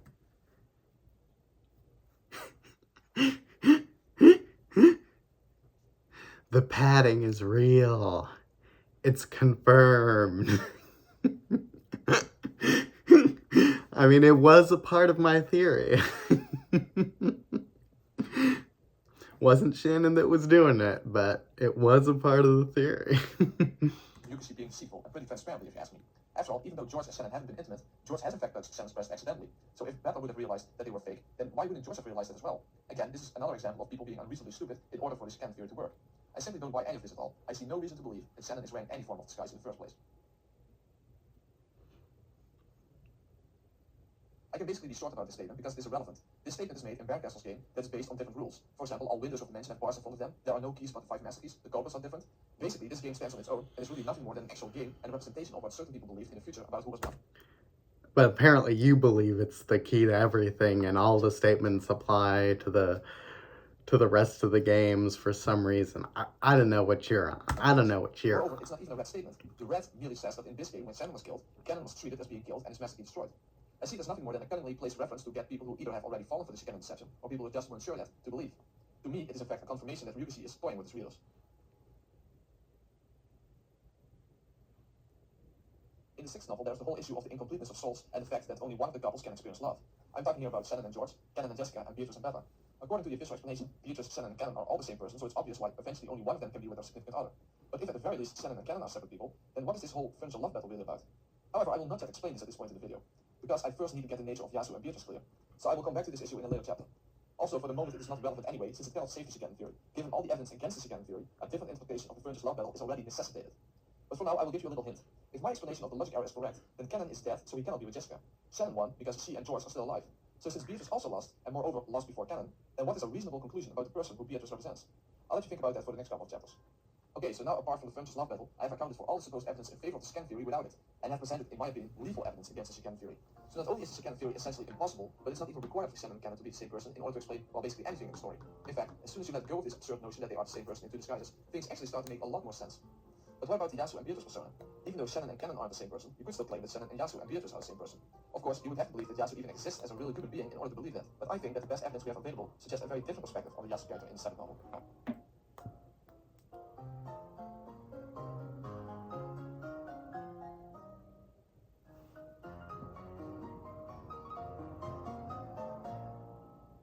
The following 3 chapters will for the most part deal with the 7th novel, and this chapter with the Yasu character specifically. When it comes to believers in the official explanation, the 7th novel is basically taken in a very straightforward way, pretty much as a confession by the culprit, in which the only possible explanation seems to be that Shannon is the true culprit of the story. However, what believers in the official explanation do not seem to appreciate is that the 7th novel demonstrably cannot be taken in a straightforward way, where the meaning is found on the surface of the story. In fact, the 7th novel is the most difficult novel of all, and is a puzzle that needs to be pieced together, especially using knowledge we have gained from the previous 6 novels. Now, why am I saying that? Well, basically because we are literally told that this is the case. Here are some things that you need to take into account when interpreting the 7th novel. The 7th novel was written in such a way that its meaning would be obscured. We are literally told by Baron Castle that this is the case in the 8th novel, as you can see in this screenshot. Now, I want you to think very carefully about this. Would anyone reading the seventh novel not come to the conclusion that Shannon is supposed to be Yasu and Beatrice and therefore the culprit? Whether they would believe it or not is besides the point. I mean that they would at least get that implication. I think that even someone who hasn't read any of the novels and then would be presented with the seventh novel would understand what was implied by the seventh novel, as long as they understood that it would be impossible for an extra added person to be the culprit. As long as that possibility is out of the question, the implication that Yasu and Shannon are the same person would be overly clear. So if it indeed is something that is so clearly on the surface of the seventh novel storyline, then why all the obscurity and even specific mentioning that people who didn't already understand would not find the correct answers? After all, we even have Claire, who is used to obscure Beatrice's identity, so that is yet another way that the truth is obscured. And given our experiences with the previous novels, we should be on our guard when things seem very clear, but when the writer goes to great lengths to be as vague as possible. And probably the most important aspect of this is the fact that the entire seventh novel is seen from a magical and fictional perspective, with a fictional main character, namely Will H. Wright, someone who clearly doesn't exist in reality. Later on, when Claire is introduced, Yasu's life story is depicted in a theater setting with actors playing certain roles. Another thing is that Yasu herself is never depicted. Basically, we see the beginning of their story through Yasu's eyes in a first-person perspective, so we never even see what Yasu is supposed to look like. We should also take into account that it's a running theme that you are supposed to be able to figure out the motive without a confession from the culprit. After all, Erica says that this is a sign of a weak mystery novel. But when it comes to Shannon's supposed motive, I would say that actually very little hints could be found in earlier novels, and those that were there are contradictory since they depend on the chicane theory. But probably the most important thing is that a straightforward interpretation leads to many contradictions and results in an implausible, if not impossible, conclusion. And that's what I will first focus on. But before I continue, I will first explain what my position is regarding Yasu. I will defend this view in this chapter and the following two chapters collectively. First, I will list some things that I'm denying. I'm denying that Yasu is the baby who survived after falling down a cliff. That Yasu is an actual human being. That Yasu worked as a servant for the Uchiha family. That Yasu and Shannon are the same person. And that Leon's world is an actual possible timeline. These are the things that I'm denying, and these are the things that I think there's actually no evidence for, or the evidence in favor of these things is in fact contradictory. The last thing on the list is what I want to make clear first. I'm not merely denying the reality of Yasu, but also the reality of Leon. In other words, I see Leon as a fictional character as well, and I will come back to this in a minute. First, I want to make clear what I do affirm regarding Yasu. I affirm that understanding Yasu is critical for understanding the culprit's motives. That Yasu, quote-unquote, transformed into Beatrice. That there was an important connection between Yasu and Leon, and that there was an important connection between Yasu and Shannon. So I will now summarize my view on Yasu, and then defend it in this chapter and the next two chapters. My view on Yasu is the following. Yasu is a fictional or imaginary character. Yasu doesn't exist outside of the culprit's mind. The Yasu character went completely out of existence when she turned into Beatrice. Yasu is not literally the same person as the baby who fell down the cliff. The person who quote-unquote created Yasu is not the same person as the baby who fell down the cliff either. The baby who fell down the cliff lives on symbolically for Yasu, not literally. The person who created Yasu is probably not the biological daughter of Kubidori and Beatrice. The person who created Yasu solved the epitaph and became the new family head. The person who created Yasu used Shannon to connect Yasu to the real world, the principle of it takes two to create the universe. The trigger for the Rikinjima murders was Battle Sin against Shannon. The person who created Yasu carries the burden of Shannon's love for Better and helps Shannon find new love in George. However, this does not mean that the person who created Yasu is in love with Better. Her love for Better is not a romantic type of love. Moreover, the person who created Yasu doesn't in the end act for Shannon's sake, and in fact violently betrays her, which I'll come back to in chapter 5. The person who created Yasu is Rosa Ushiramiya. Yasu is a personification of Rosa's guilt for quote-unquote killing the Kubidori and Beatrice. This personification later quote-unquote becomes the new Beatrice. Shannon knows nothing about either Yasu or Beatrice until she meets Beatrice in October 1984 for the first time, which we see in the second novel. The times when Beatrice talks to Shannon before that, it is mentioned that her memories are erased. This symbolizes Rosa actually talking to Shannon, and therefore Shannon knows nothing about Beatrice yet, as she doesn't recognize Rosa as Beatrice yet. And those are the most critical points of my fictional Yasu theory, although I also went into the Beatrice character already. The only thing that's missing, of course, is Rosa's motives, but that will be explained in chapter 4. So I will start at the beginning and explain first why I regard both Yasu and Leon as fictional characters. The first thing we need to look at is a problem that even believers in the official explanation have, and that is the fact that the Leon character is supposedly the same person as Yasu, but in a timeline in which she didn't fall down a cliff as a baby. However, no matter what your theory is about Yasu, you cannot accept that Yasu and Leon are literally the same person in different timelines. This is for two reasons. One, in Leon's timeline, she's an extra person on the island in which all other characters exist alongside of her in the same world. And two, Leon's world is essentially a magical world and therefore not real, not even a counterfactual. Even if you believe in the official explanation that Yasu is the same person as Shannon and Canon, you still have to accept that in Leon's world, Shannon and Canon exist as well. For example, when Will enters the chapel, Canon is in front of the chapel and Leon is inside the chapel. We also see Will talking to Shannon and Leon at the same time as well. Moreover, neither Shannon nor Canon should exist in Leon's world to begin with. After all, those personalities were supposedly the result of Yasu's experiences as a servant for the Uchiha family. But Leon and Yasu have led completely different lives. In other words, in Leon's world, the Shannon and Canon personalities shouldn't exist since she wouldn't have developed those characters. So in summary, supposedly in Yasu's timeline... I mean, that kind of makes sense though, because Shannon and Canon are the only characters who don't remember Yasu or Leon existing, right? All the other characters do remember this. So that would make sense in a theory in which Shannon and Canon, you know, are from another timeline, whereas all the other characters are from a timeline where Leon does exist. And they have to be from another timeline because they can't exist in the timeline in which Leon exists. I mean, just saying. Not that I agree with it. Shannon and Canon are actual servants that exist alongside of Leon. So focusing on Shannon alone, since the Chicane theory has been disproved already, Yasu and Shannon are supposedly the same person. But Leon and Shannon cannot be the same person. Basically, I could argue in the following way. 1. Yasu is Shannon, supposedly. 2. Leon is not Shannon. 3. Therefore, Yasu is not Leon. So even if you believe the official explanation that Yasu is Shannon, then you cannot accept that Yasu is the same person as Leon. But not only is Leon not the same person as Yasu, her world is not even a real world to begin with. When it comes to the second point, Leon's world is essentially a magical world and therefore not real, not even counterfactual. First of all, the whole notion of fragments is a magical explanation to begin with and should therefore be rejected. In Leon's world, the island is visited by a magical character, namely Willard H. Wright. Also, Kinzo is still alive, which shouldn't be the case either. Basically, Leon's world is nothing more than a storytelling device, regardless of whether you believe in the official explanation or not. It is not a representation of an actual possible timeline. So the Leon we know of and Yasu cannot be the same person in a literal sense, regardless of which explanation you believe. Leon's world is a fictional world, even if the official explanation is true. So this by itself doesn't falsify the official explanation, of course, but it does show that neither the Leon character nor the Yasu character can be taken at face value. It means that both Leon and Yasu are open to interpretation, so it cannot be taken at face value that if the baby did not fall down the cliff, that she would turn out as the Leon we know of. By which I mean that if the baby would not have fallen down the cliff, that the exact timeline of Leon's world would be the result. After all, accepting that would falsify the official explanation, since you then also need to accept that this baby is an extra added character and not one of the other characters. In other words, when taken literally, the baby who Natsui rejected could possibly be either some version of Leon or Yasu, but not both. Now, believers in the official explanation would probably say that the magical depiction of Leon indeed isn't literally true, but that this is merely a magical perspective representation of a timeline in which the baby was accepted by Natsui.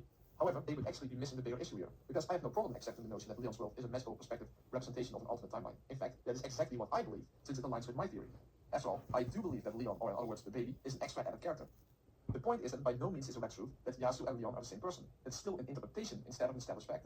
And since both believers in the official explanation and believers in an alternate explanation need to regard Leon's world in the context of a magical perspective, the connection between Leon and Yasu that is made within that world could also be seen as part of that magical perspective context. In other words, if Leon's world cannot be taken literally, it is possible to regard the connection between Leon and Yasu as non-literal as well. And that's the way I see Leon and Yasu. In my theory, these two are not literally the same person. But as I will explain later on, Yasu is how Leon symbolically lived on after she died by falling down a cliff. Well, it seems that Kinzo did want to call his child Leon, and Natsui did confirm that a baby was put into her care, who then fell down a cliff. So here's another blue truth. The baby who fell down the cliff was really the child of Kinzo and Koidor and Beatrice. If the baby would have survived, he or she would have been called Leon and would have been an extra member of the family. This is no problem for my theory, since I do believe that the baby who fell down the cliff is an extra added person and not one of the other characters.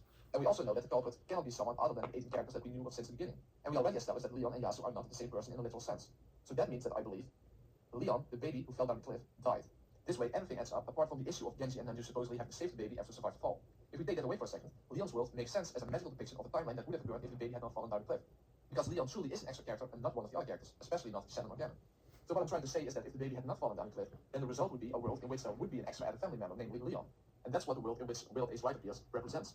However, this is seen from a magical perspective, so it has all kind of fictional elements to it, like Kinzo being alive and Willard appearing in the first place since he's a magical character as well.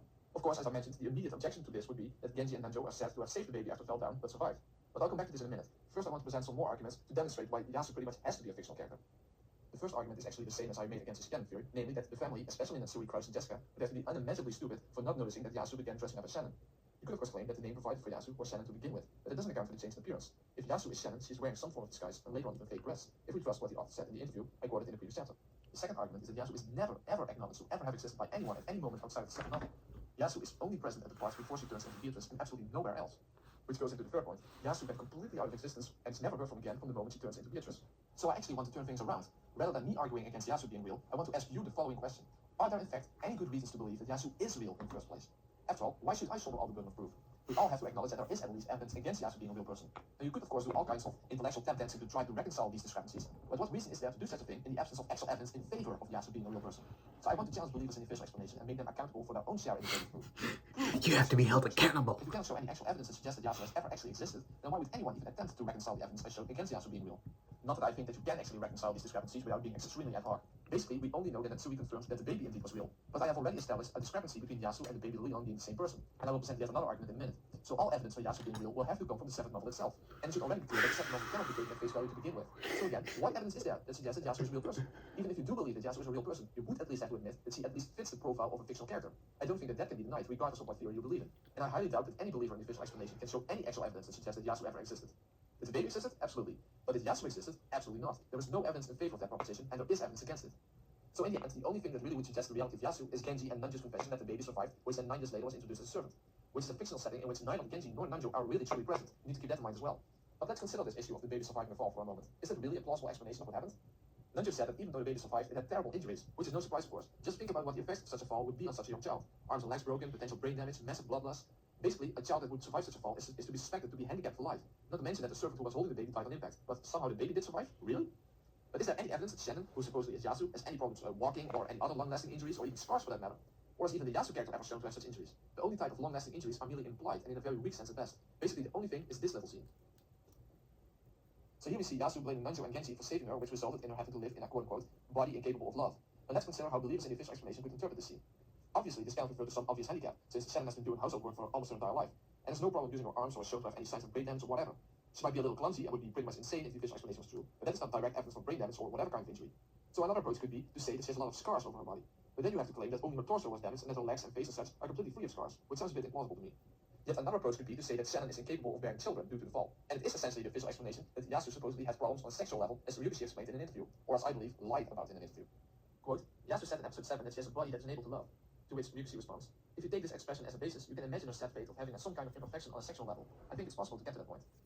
At first I was thinking that it was maybe a terrible wound that changed Yasu to the bed, but it doesn't seem to be the case at all. It is a pretty adult topic, so I had to obscure its depiction.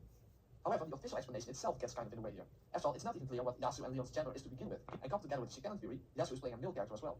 So if Yasu is actually a boy, then Shannon is not even a girl to start with, so bearing children would have been impossible to begin with. So you already need to accept that Yasu is a girl to go with this interpretation. However, Matsui would have been in the position to know what the gender of the baby was who fell down the cliff. And in the 5th novel, she is confronted by the man from 19 years ago, so this suggests that the baby was probably a boy and not a girl. After all, if it had been a girl, then why would Matsui have thought that the guy on the phone was that baby from 19 years earlier? But even so, it's still far from obvious how a body incapable of love would solely refer to the inability to provide either George or Jess for with children. George is indeed shown to have a child wish, and this is what's referred to in the interview with Ryukishi, but there is never really any connection made between the two in the actual story. Also, you would need to assume that the only lasting effect of the fall would be something like an injured womb, and nothing else. Or in the case that you believe that Yasu was originally a boy, that he, well, I guess lost his genitals after the fall or something along those lines. In which case it has nothing to do with bearing children in the first place. So at the very least, the connection between Yasu and the baby falling down the cliff are questionable at best, and downright incoherent at worst. I think that the whole issue of the baby and the issue of Nanjo and Genji having rescued it can be interpreted in a very different and arguably more consistent way. And I think that the key to unlock the meaning of forced to live in a body incapable of love is to understand the meaning of the term furniture. Yasu says that because Genji and Nanjo rescued her, she is forced to live in a body that is no better than furniture. This could indeed be interpreted as a handicapped body, but I don't think it means that at all. After all, not just Shannon and Canon use the term furniture to refer to themselves, but Genji does so as well. And given that I already proved that Shannon and Canon are not the same person, that means that we have two people other than Shannon who refer to themselves as furniture. But this makes it rather implausible that furniture indeed is a term that refers to a physical state of one's body. I believe that the term furniture has nothing to do with one's body, but with one's social status. The term furniture depicts the status of servants being part of the household as tools for the comfort and benefit of the family. It's a term referring to social ranking, not to a supposed handicapped body. So how does that tie into being forced to live in a body that's like furniture, a body incapable of love? I will explain this quote in full in chapter 5, but for now I will explain how all of this relates to Rosa in the first place. To understand that, let's do what we are told to do in the 7th novel, and that is not to ignore the heart. So let's try to understand the heart of a young girl who felt like a murderer for most of her life, who shouldered the burden of a terrible secret, and who got away with it due to Genji's help. The girl I'm referring to is the young Rosa from 19 years ago. This is how I believe Yasu originated. In 1967, a young Rosa met Beatrice II at Coedorian, and she persuaded her to leave the mansion, which resulted in her accidental death due to her falling down a cliff. But Rosa never saw this as a mere accident, however. In her mind, she killed Beatrice. That's how she always refers to this incident, that she killed Beatrice. Even though it really was an accident, this is simply not how Rosa perceives it.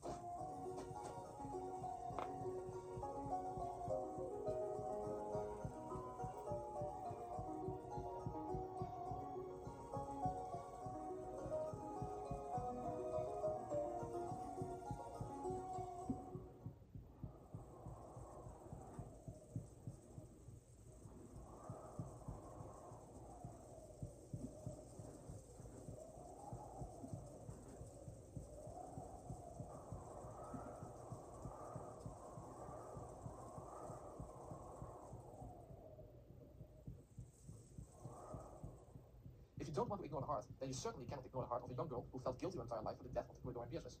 I really don't think that this issue can be overlooked, and it does get overlooked in the official explanation.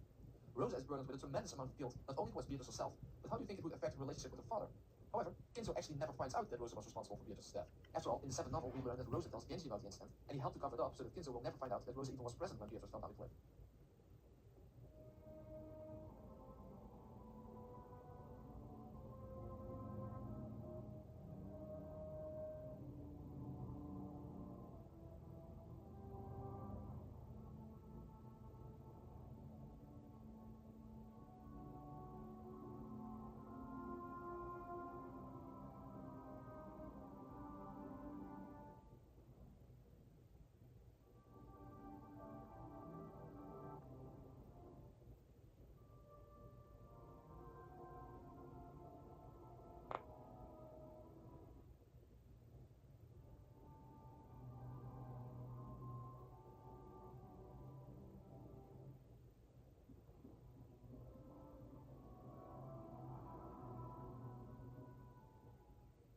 despite, or perhaps even because of that, what do you think happened to Rose's relationship with Ginzo?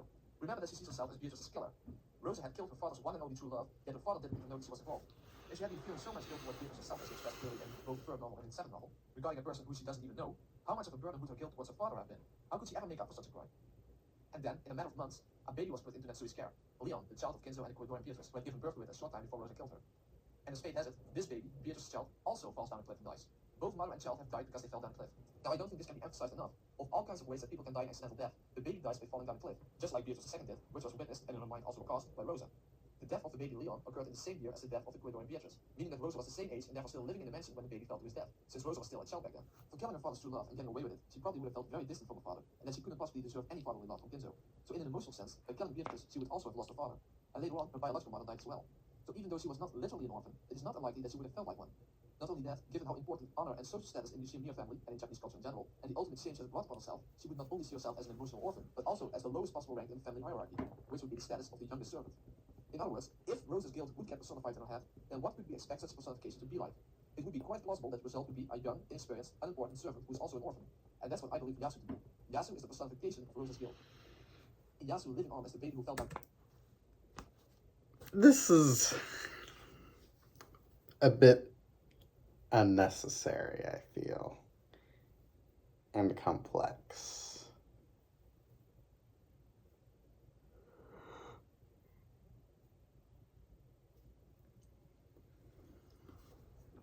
In a sort of similar way as Ginzo, living on after Natsui and Kraus insisted on pretending that Ginzo was still alive even though he died from his disease. But just like Ginzo didn't literally live on, neither do I believe that the baby literally lived on. But an essential difference, however, is that the illusion of Ginzo was at least a representation of the original person. But in the case of Yasu, Yasu took Leon's place because of something that Genji did, which the person who Yasu represents interprets as being rescued by him, forcing her to quote-unquote create Yasu to bear her guilt because she never was forced to face the consequences for what happened to Ecuador and Beatrice. However, another essential difference between Ginzo living on as an illusion and Leon living on as an illusion is that Ginzo's illusion was It also just... it feels better to just ignore that whole chunk of chapter 7 than to give this explanation, because even if you think it makes sense or whatever, which I'm not sure it does, it doesn't actually explain like what we see when we're in Yasu's perspective of like, oh, I was a servant girl, and then all the other servant girls were mean to me, and then I was losing stuff, but then I got taught how to not lose things, and then I started making other people lose stuff, and so I became a witch. Like, why would Rosa be experiencing or inventing any of that stuff, right? It doesn't make sense. So it's not really an explanation for episode 7, you know. Of multiple people presenting that illusion to the world. But in Yasu's case, I believe that this illusion only exists in the mind of a single person, namely the person who Yasu was created by. The other people on the island have no knowledge of Yasu whatsoever, nor have they even ever heard of her. So I believe Yasu to be a completely fictional character in a single person's mind who symbolically lives on as the baby who fell down a cliff, to be a replacement for Leon. If Leon hadn't died, then even though Yasu might still have come into being, she would not have served the role of being Leon's replacement. I will talk about the right... It's also weird that this personality or character or whatever of Rosa would have like a specific name, right? And be a separate identity rather than just her seeing herself as low, right? Usually when people see themselves as pathetic, they don't like invent a new pathetic character that they are. They just interpret themselves as being pathetic, you know? It's not Rosa equals Yasu equals bad. It's just Rosa equals bad. Concerning Rosa in chapter 4, but I will reveal her general motive in order to explain why Yasu serves as Leon's replacement, as the way Leon symbolically lives on through Yasu. And that's the following. Rosa is trying to revive the Ecuadorian Beatrice by becoming a new Beatrice herself. Creating Yasu was the first step in this process. Now one may wonder what Shannon has got to do with this in the first place. After all, if Yasu only exists in Rosa's mind, then what's the connection to Shannon? Well, as a general theme in the story and in the 7th novel in particular, it takes two to create a universe. In order to quote-unquote create Yasu, Rosa would need some connection to the real world other than herself. She needs another person in order for Yasu to take shape. And that's Shannon's role. Yasu basically lives her life through Shannon, so to say, as Yasu isn't physically present on the island in the first place. Furthermore, even Rosa herself would have left the island probably after the first year after creating Yasu, because at that point in time, Maria would have been born. Meaning that Rosa probably would have gone to live on her own. In other words, Yasu's life takes shape through Rosa observing the servants, and especially later on when she leaves the mansion, through conversations Rosa has with Shannon, or sometimes together with Kumasawa and Shannon, especially when it concerns mystery novels. Shannon is essentially the medium through which Yasu's quote-unquote life can take shape. Now we know that Shannon began working at the mansion 10 years before the year of the murders, so it's quite safe to say that Rosa would still have been living at the mansion when Shannon began working there, and then suddenly left the mansion when she gave birth to Maria, or perhaps even stayed there for the first couple of years since her husband. Oh my gosh, it takes two to create a universe, just like Hachijo, Ikuko, and Toya. Oh my god, oh my god. Before Maria was born. So I don't believe that Yasu's life took place in real time. In other words, it's not the case that when you read the bits about Yasu in the 7th novel, that you should think of that like seeing through Rosa's eyes. Obviously, that's not the case. She really is depicted as an extra character, but not a real one. Moreover, even though she exists within Rosa's mind, she doesn't share Rosa's mind, if you know what I mean. Later, when Yasu turns into the first form of Beatrice, there are actually far fewer moments when there are conversations between her and Shannon. So that's the connection between Shannon and Yasu. However, Shannon herself doesn't know about this. That's why when Yasu eventually turns into the first form of the witch Beatrice, and therefore goes out of existence, Shannon never even appears to have any knowledge regarding Yasu. It is not just like Yasu was never there, she really was never there to begin with. So there you have it. That's my fictional Yasu theory. But this is still a job I've done. After all, I haven't proven yet that Yasu is connected to Rosa. Also, I still need to connect Rosa to the rest of the 7th novel, namely how she relates to Battle's sin against Shannon. And there's still that thing about being furniture and having a body incapable of love. So how should I go about proving the connection between Yasu and Rosa? After all, there is so little that can be objectively established in the 7th novel. Well, the determining factor is going to be the answer to the following question. Who is the third Beatrice? If I can prove that Rosa is the Beatrice who carried out the murders on the island, the Beatrice who actually appeared on the island during the 2nd game and even appears to battle face to face during the 4th game, then I have established the connection between Rosa and Yasu, since Yasu is the one who turned into Beatrice. So in the next chapter, I'm going to...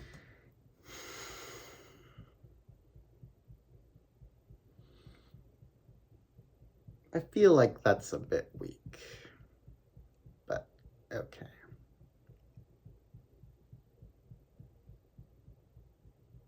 Because realistically, you know, the actual chain of logic for this guy is Rosa is Beatrice. Uh-oh, it turns out Beatrice is Yasu. Let me come up with a way that Rosa can be Yasu. It's because of her guilt and, she felt like an orphan and also like the lowest part of the Ushiromiya hierarchy, which is like a servant girl that the other servants don't like. Therefore, she's Yasu, right? That's the actual chain of events that this guy went through to get to this theory, right? It's not like, oh, it turns out Rosa is Yasu. Oh, it turns out Rosa is Beatrice. What? Beatrice and Yasu are also the same people? All three of these pieces come together. They form a perfect triangle. That's not what happened, okay? So like, you don't have to pretend that that's what you're doing. dozen arguments to establish that Rosa is Beatrice. Moreover, I will also give arguments against Shannon being Beatrice. In the chapter after that, I will talk about Rosa's motives and tie everything in the 7th novel together.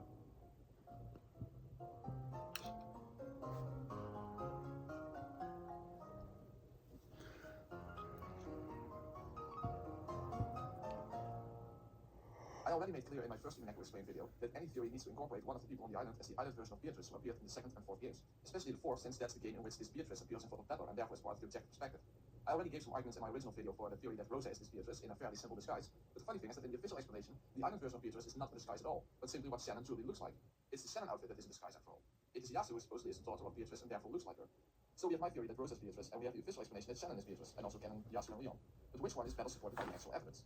I'm going to present a lot of argumentation in favor of Rosa being Beatrice, but let me first present arguments against Shannon being Beatrice. I have 4 general arguments against Shannon being Beatrice. 1, a conflicting red statement. Actually, there are 2 conflicting red statements, but I'll leave the second one for the chapter on whistleblowing. 2, Maria's testimony, or what I would call the Gollum argument. 3, Shannon's tattoo. And 4, a general lack of evidence in favor of Shannon being Beatrice. Just like with the canon theory, I'm going straight for the jugular vein. Namely, is the Shannon is Beatrice theory in conflict with any red statement? And yes, there is in fact a major one.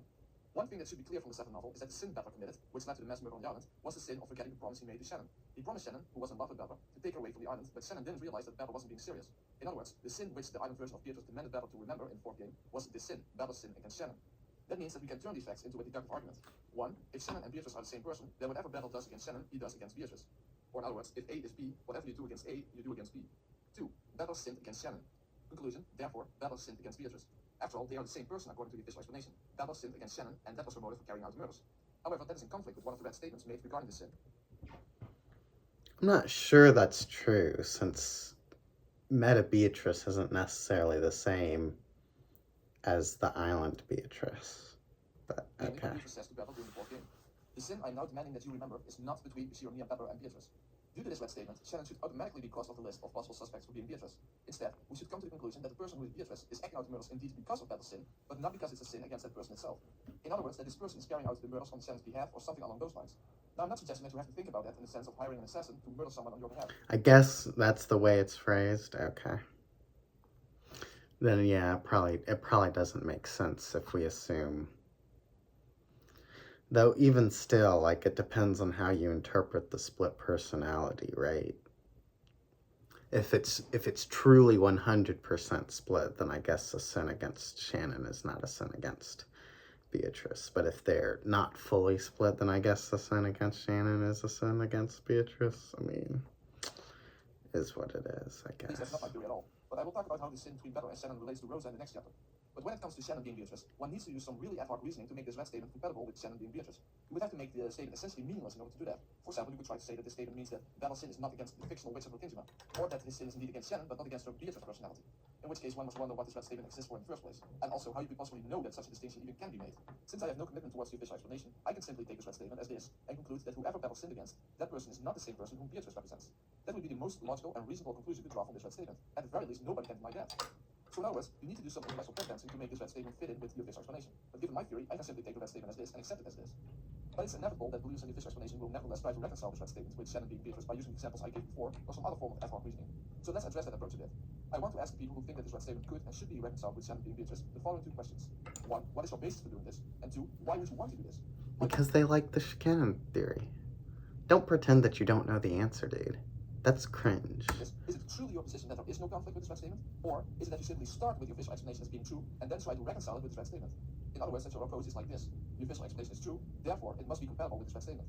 Which to me is just an excuse not to think. After all, you could resolve any apparent conflict if you just assume that. And once again, what he's accusing these people of doing, which, I mean, is probably true, is exactly what he's doing with trying to prove that Rosa is Yasu. Like, oh, she has to be because that way my theory works, right? You know, it's exactly the same thing. Like, true as a starting point.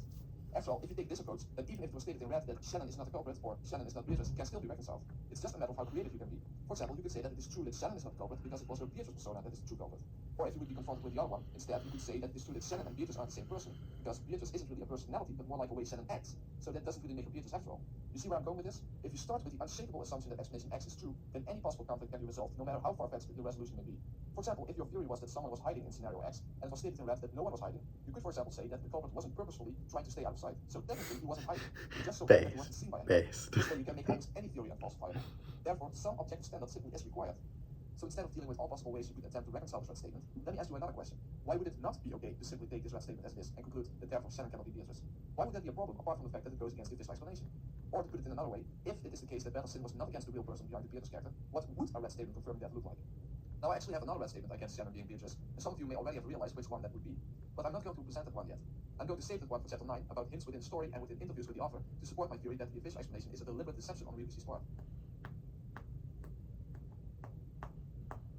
Arguments based on red statements are of course always the strongest types of arguments, but apart from the red statement regarding Battle's sin, there's also circumstantial evidence against Shannon being Beatrice. An example of this would be Maria's testimony in the 7th novel, when Will is asking her about the first time she met Beatrice. Now the first thing that's interesting is the fact that Maria tells Will that she and Rosa visited the island outside of the annual family conferences, which by now should be obvious why that's important. But besides that, Maria tells Will that Beatrice not only appealed to her, but also to the servants and Dr. Manjo. Will also discovered something that I argued for in my previous Umineko Explained video, and that is that Maria recognizes Beatrice not based on appearance, but based on behavior. In other words, it's how this person acts that makes Maria believe her to be Beatrice. And according to Maria, this person has also behaved that way in front of other people, namely Genji, Kurosawa, Dr. Manjo, and Shannon and Cannon. But think about what that means. The person who represents Beatrice could never appear in front of the person itself. If Shannon is Beatrice, then Maria can see Shannon quote-unquote transform into Beatrice and vice versa. And Shannon could appear as Beatrice in front of other people. But Shannon could not appear as Beatrice in front of herself. The reason I call this the Gollum argument is because the only way you could reconcile this conflict is by appealing to a similar situation to Gollum's split personality in Lord of the Rings, in which his two sides are talking to each other using the same body. That's what believers in the official explanation would have to picture an encounter between Shannon as Beatrice and Shannon as herself to be like. And of course, you would have to assume that all this would still make sense to Maria. Now couple that together with the Shannon theory, and we have ourselves a really unbelievable and incoherent mess. I mean, could you even imagine what such a scenario would be like? Hey Maria, I'm the golden witch Beatrice. Oh, what amazing, Shannon, you need to see this. Oh, hello Beatrice, I'm Shannon. Bow down to me, you furniture. Wow, I'm actually talking to a witch. Cannon must see this too. I'll go and get them. Wait a minute, wait. Almost, there we are. I mean, are we seriously supposed to believe something like this? Or should we simply conclude that since Beatrice appeared in front of Nanjo and all the other servants with the exception of Goda, because Beatrice isn't a person among those people at all? Now tell me in all honesty, if we have the Golem explanation on the one hand, and the Beatrice being someone else's explanation on the other hand, which explanation is the most reasonable one? Again, I will say that the only reason one would be willing to stick to the official explanation here is because you take it as a starting point that the official explanation has to be true, and therefore anything should be adapted to fit that explanation, regardless of how silly it is. The next argument I want to make against Shannon being Beatrice is the discrepancy in the outward appearances of Shannon and the island version of Beatrice. As we know, both Shannon and Beatrice have a tattoo of the one-winged eagle on their leg, so that would exactly be evidence in favor of Shannon being Beatrice, right? Well, the problem is that the island version of Beatrice has the tattoo on the right leg, while Shannon has it on the left leg. This may seem like a trivial point, but there is more to it than may appear. Remember that the island version of Beatrice appears in front of Beppo at the end of the 4th game. Now, I suppose that the response to this would be that Beppo might not have been able to see her tattoo since she was standing on the balcony. However, if believers in the official explanation will use that counter-argument against the discrepancy of the tattoo, then they have also provided me with a counter-argument to the claim that Rosa has brown eyes and brown hair, even though Island Beatrice has blue eyes and blonde hair, even though in the anime version Rosa and Beatrice's hair are about the same, as well as their overall appearances being very similar in the anime version. And by the way, Shannon doesn't have blue eyes in the novels either. What eye color is very easy to disguise anyway, but chasing the location of the tattoo is not. So yes, you could indeed suppose that the tattoo would not have been visible for Beppo, in which case you would get around this argument. But then you should wonder why the tattoo is there at all. If Beatrice is supposed to be Shannon, then why is the tattoo not on her left leg? Of course, you could argue that placing it on her left leg would make it perhaps too obvious that it is Shannon. But then why did Ryukishi not place Island Beatrice's tattoo on a different part of her body, which on the other women is covered up at all times like her upper right arm or something? In other words, why does this discrepancy exist when it didn't need to exist in the first place? Or should we again conclude that Shannon is not Beatrice instead of trying to find some way to make it compatible anyway? Now you will probably say, but how do we know that Rosa has a tattoo of the family crest on her right leg? And that's a fair question. We indeed don't know that. But there are two things to consider here. One, at least there's no conflict between Beatrice's tattoo and Rosa, since we can neither confirm nor disconfirm her having the family crest on her right leg. And two, there's at least an indication that Rosa may have the family crest tattooed on her body somewhere. After all, we know that Eva has the family crest tattooed on her right arm in addition to having it on her clothes. So it is at least not unlikely that all of the family members, or at least the siblings, have the family crest somewhere on their bodies as well as on their clothes. This of course doesn't prove in any way that Rosa has the family crest on her right leg, only that it is certainly possible. In other words, with Shannon as Beatrice, we have a conflict regarding this tattoo, but with Rosa, we do not have such a conflict. Of course, another way believers in the official explanation could get around this is by saying that it's not a tattoo in the first place, but rather some other form of marking that can easily be removed and reapplied. But however you take it, at the very least, this argument does remove any of... You could also just say that she has two tattoos. I mean, it's clearly covered up here. Oh, but you would be able to see this one here. Objection towards Rosa being Beatrice based on appearance. So now let's move from arguments against Shannon being Beatrice to arguments in favor of Rosa being Beatrice. I will begin with what I consider to be one of the best arguments for Rosa being Beatrice, because it ties so much of the story together. It's about Eva's role in the third game, and how it is possible for Eva to escape the explosion by escaping to Quotidorian, and especially how this relates to the future perspective of Angie, and the fact that Eva's diary has the truth written within it, meaning that we must account for Eva having discovered the truth. When it comes to making the connection to Angie's perspective and Eva's diary, I do have to assume that Angie's perspective resulted from the third game. In other words, that the timeline of the third game is the same timeline as Angie's perspective. Now, not everyone would be willing to accept this. However, there are basically only three options available to account for Angie's world. 1, it resulted from the third game. 2, it resulted from the seventh game. Or 3, it resulted from an unknown game. Now, many people seem to believe that Angie's world is the real world resulting after the real 2 days of the murders on Makinjima. I definitely do not share that belief. However, whether Angie's world is the real world or a counterfactual timeline is in the end not really relevant for my argument. The issue is which theory can actually account for Eva being alive in Angie's world, and especially Eva knowing the truth. Now, you could assume that Angie's world resulted from the seventh game, but I don't think many people really believe that. Also, I think you run into some problems then, which I will explain in the end of the video. So you could go for the third option, but in that case, absolutely nothing gets explained. It means that we don't know why Eva's alive in Angie's perspective, and we also don't know how Eva knew the truth, and basically it's just anybody's guess. However, if the third game is what preceded Angie's world, then my theory can in fact account for Eva's escape to Quotidorian, and how she came to know the truth. Let's first establish what we know about Angie's world in relation to the island. The bomb destroyed the mansion and its surroundings. Eva survived by escaping to Quotidorian. And here's my blue truth: she could not have escaped through the forest at night in the middle of a typhoon in a short period of time. And another blue truth: she could only have escaped by using the secret tunnel in the underground VIP room. It's the place where the gold is. The trigger to the bomb is located in the underground VIP room, namely the plug. So therefore I conclude, someone without knowledge of both the bomb and the tunnel would not discover either of them without being told about it. And since Eva escaped, she had to have known about both the bomb and the secret tunnel. So then the issue becomes, when did Eva learn about this? So my blue truth is, Eva learned about all of this when she discovered the gold. Just like when in the second game the siblings discovered the gold, when she This is cap.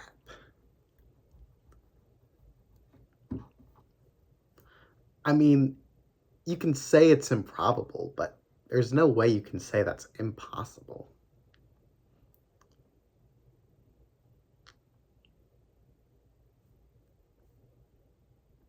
Eva learned about all of this when she discovered the gold. Just like when in the second game the siblings discovered the gold, Beatrice reveals the truth to them. When Eva discovered the gold, all of the servants were already dead. Because of the red statement, 6 people, which we already established meaning 6 bodies, Kinzo, Genji, Shannon, Kanon, Goda, and Kunosawa are dead. So that means that in the first scenario of the third game, there were 6 dead bodies. And those bodies were identified as Kinzo, Genji, Shannon, Kanon, Goda, and Kunosawa. So it's absolutely impossible that any of them could be alive. In other words, this includes Shannon, so if she was Beatrice, she would not have been able to confront Eva in the underground VIP room. And my final blue truth, there was absolutely no evidence that Eva had been told about the bomb and the tunnel before she discovered the gold. Before Eva escaped from the island, she learned the truth, which she wrote in her diary. This is the book of the single truth in Angie's world. We know with red certainty that Eva's diary contains the real truth about what happened on the island. We know that Eva has been keeping the truth a secret for her entire life, even on her deathbed. Even though many people believed her to be the real murderer, she'd rather have them believe that than to reveal the real truth. In other words, Eva was willing to protect the truth until the very end. So we must wonder, why is that? So how, given the official explanation, would it be possible to both explain the third game and Angie's future perspective collectively? Whoever is the culprit in the third game, it first of all cannot be Shannon, or Ganon for that matter, since the red statement confirming the deaths of the servants in Ginzo specifically states that the 6 people are dead, meaning 6 dead human bodies, in which the names refer to the identities of those bodies. So there's no room for wordplay regarding names or quote-unquote character death or personality death or whatever it may be. So if Shannon truly is Beatrice, then Beatrice died in the 6th link closed room chain, regardless of whoever set up the scenario for whatever reason. That means that when Eva discovered the gold, it would be impossible for Beatrice to confront her there and explain everything in a similar way as in the 7th game, meaning that Eva would just have found a room full of gold without any knowledge regarding the bomb or the secret tunnel to Quotidorian. Neither is there any reason to believe that she would have any knowledge regarding who Beatrice is and who committed the murders. Remember that Beatrice is not the one committing the murders if Shannon is a victim of the first scenario. However, my theory explains both the third game and the future perspective perfectly. In fact, everything fits together if Rosa is Beatrice, because if that is true, then Eva was indeed confronted by Beatrice after finding the gold.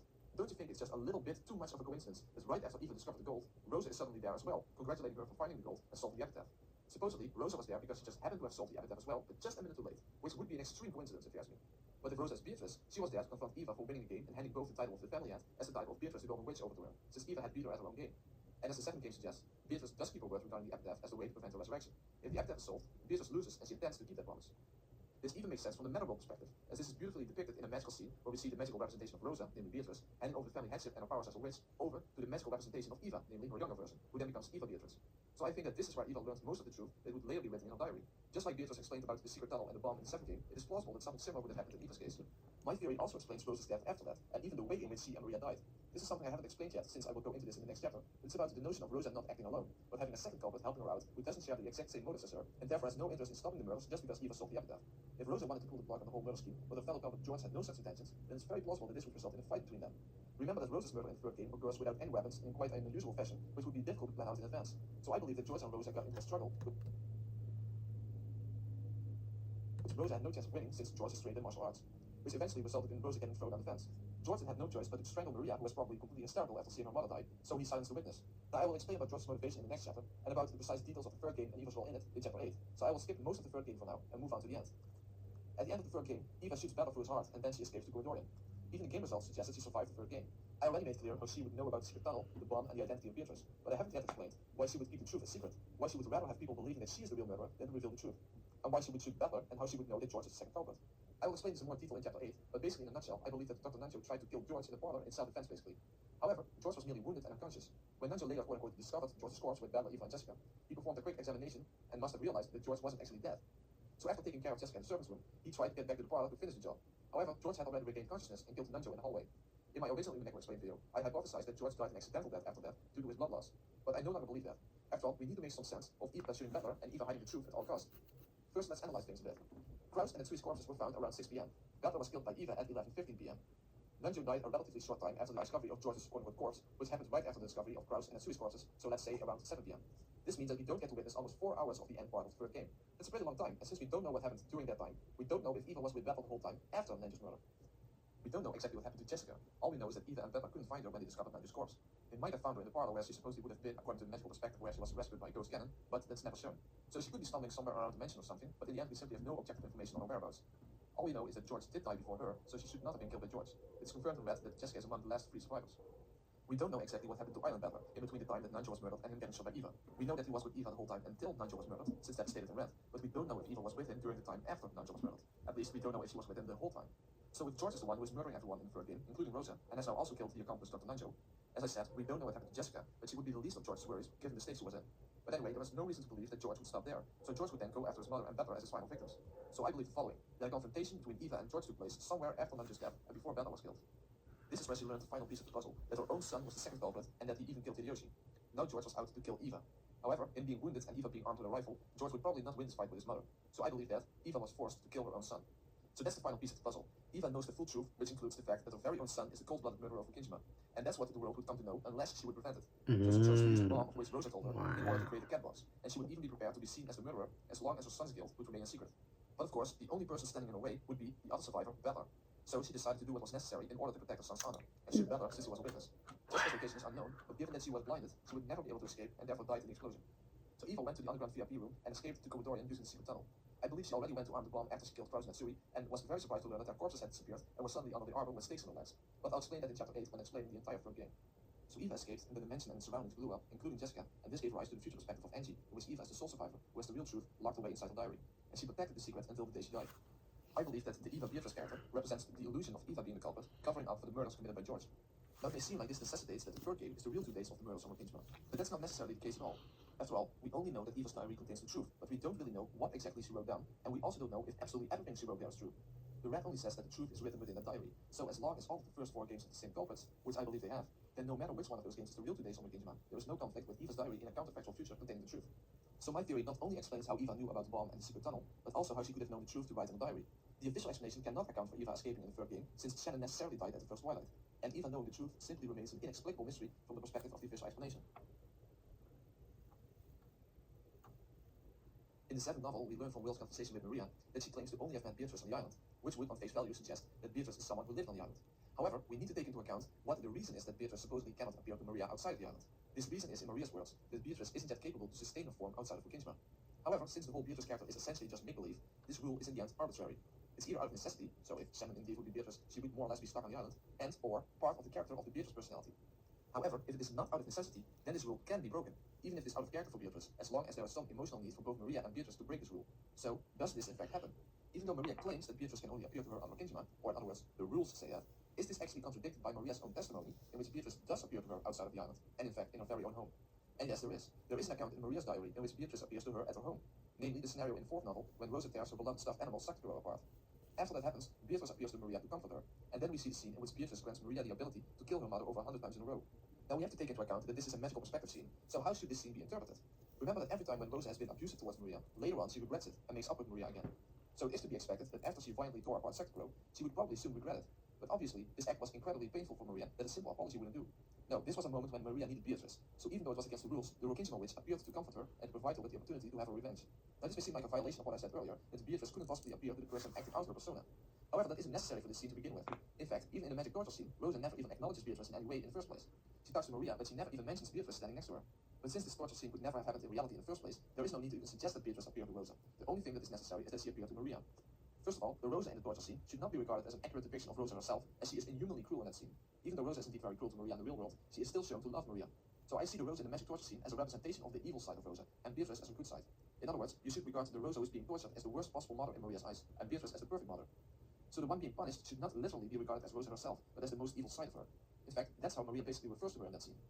So how would the magic torture scene have played out in the real world?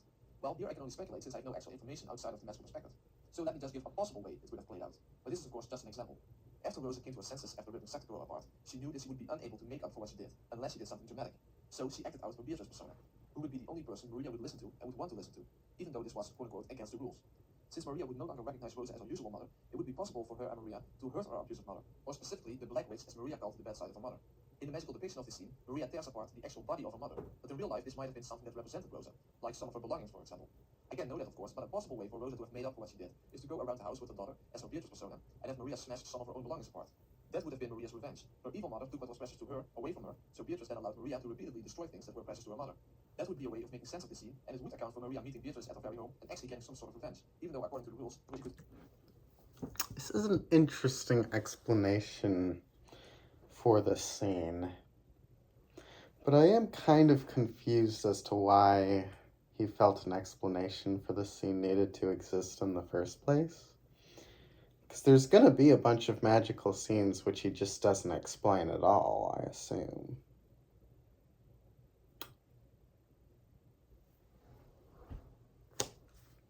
Only need Beatrice on Kingdom. Another thing that is very interesting regarding the scene in which Sakura gets torn apart is the fact that Beatrice, despite being the actor's witch, is incapable of reviving Sakura. The reason for this is in her own words because Rosa denied him, and she was the one who made him in the first place.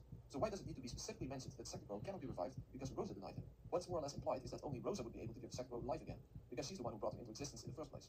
So if Rosa made Sakura and then destroyed him, and wouldn't want to make a new one or repair this one, remember that the reason Rosa tore Sakura apart was because of the way Maria was acting with it in front of other people. And if Rosa and Beatrice are the same person, then it would make sense that Beatrice wouldn't be capable to resurrect Sakura. So Rosa wasn't planning on making a new Sakura, and therefore Beatrice wasn't able to resurrect Sakura. Another thing that was actually one of the first things that originally led me to believe that Rosa and Beatrice are the same person is the fact that Maria already refers to her mother as a witch, namely a black evil witch when she gets mad and abuses her. So if it's true what Will said, that behavior determines when Maria recognizes someone as Beatrice, and we know that Maria regards her mother as an evil witch when she is mad, it wouldn't be a stretch if she regards her mother as a different type of witch when she acts in a different way.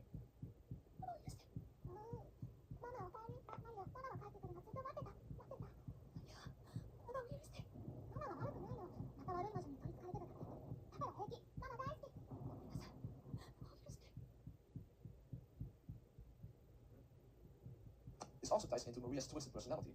She almost acts like she has a split personality sometimes. One of the times this happens in the fourth novel, she even refers to herself as a witch. After all, she is Beatrice's apprentice. So where does this behavior come from? Obviously, being mistreated by Rosa so much would almost unavoidably damage her personality. But what is more likely is that she learned this behavior from a role model in her life, which at her age would primarily be her mother. Therefore, I believe that Maria is basically mimicking Rosa in a sense. After all, Rosa has many faces herself. Rosa is definitely one, yet many. Maria not only acts like she has a split personality, but she also knows a lot about black magic.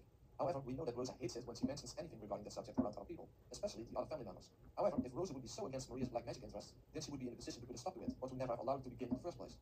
After all, Maria can't just look things up on the internet or something. She basically needs her mother to get access to books on black magic and such in the first place, regardless of the fact that her mother is away from home so often. I mean, Rosa still has access to Maria's room and such.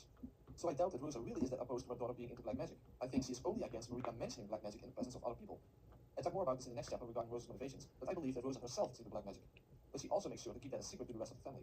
Maria was basically dragged into Rosa's hobby due to Rosa choosing her as the first person to acknowledge her as a witch, and because the whole issue of the virgin birth thing from the 7th novel. So I believe that both Rosa and Maria are into black magic, but Maria likes to talk about that in public, while Rosa wants to keep it a secret, which explains why Maria has and keeps having access to materials on black magic, but gets scolded by Rosa whenever she mentions magic-related subjects in public. Another interesting thing is that the demon Gab, who appears in the 4th novel, actually turns out to have been a prototype for Beatrice, as we learned in the 7th novel. Gab represents the fact that often things go missing as if it was done by magic. This was Yasu's first experience with quote-unquote magic, and interestingly enough, this type of magic is also a big deal to Maria. In the 4th novel, we learned that Maria keeps her room in a sort of memorized chaos. Otherwise, things will go missing. Things disappearing were Yasu's introduction into magic. If things go inexplicably missing, people could interpret it as being done by a witch. The only person who can make things go missing from Maria's room is Rosa. Maria is also the one who gave this principle the name Gab. What's also really interesting is the fact that Gab dresses really unfashionable to the point that her dress is outright ridiculous. Remember that Rosa runs a pretty unsuccessful fashion design company. When Yasu first mentioned Gab, Rosa would have been start her fashion career. Given the fact that the company is still not very successful, it wouldn't be surprising for her to imagine a witch in an absurd-looking outfit. Remember that this is the only version of a witch. Hilarious. Thin air, so to say, without any quote-unquote model to base it on. Apart from Rosa, there was really no connection between someone's interest in strange fashion and Gab's interest in strange fashion.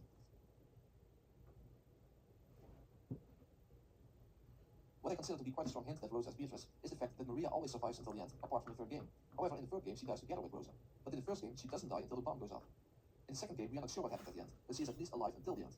In the 4th game, she's found poisoned next to Rosa's corpse in the dining hall at the end of the game, when Bella confirms everyone's dead. Especially the parlor murder at the end of the 1st game is interesting, as Maria is the only one left alive there. So she doesn't have to see the corpse lying there.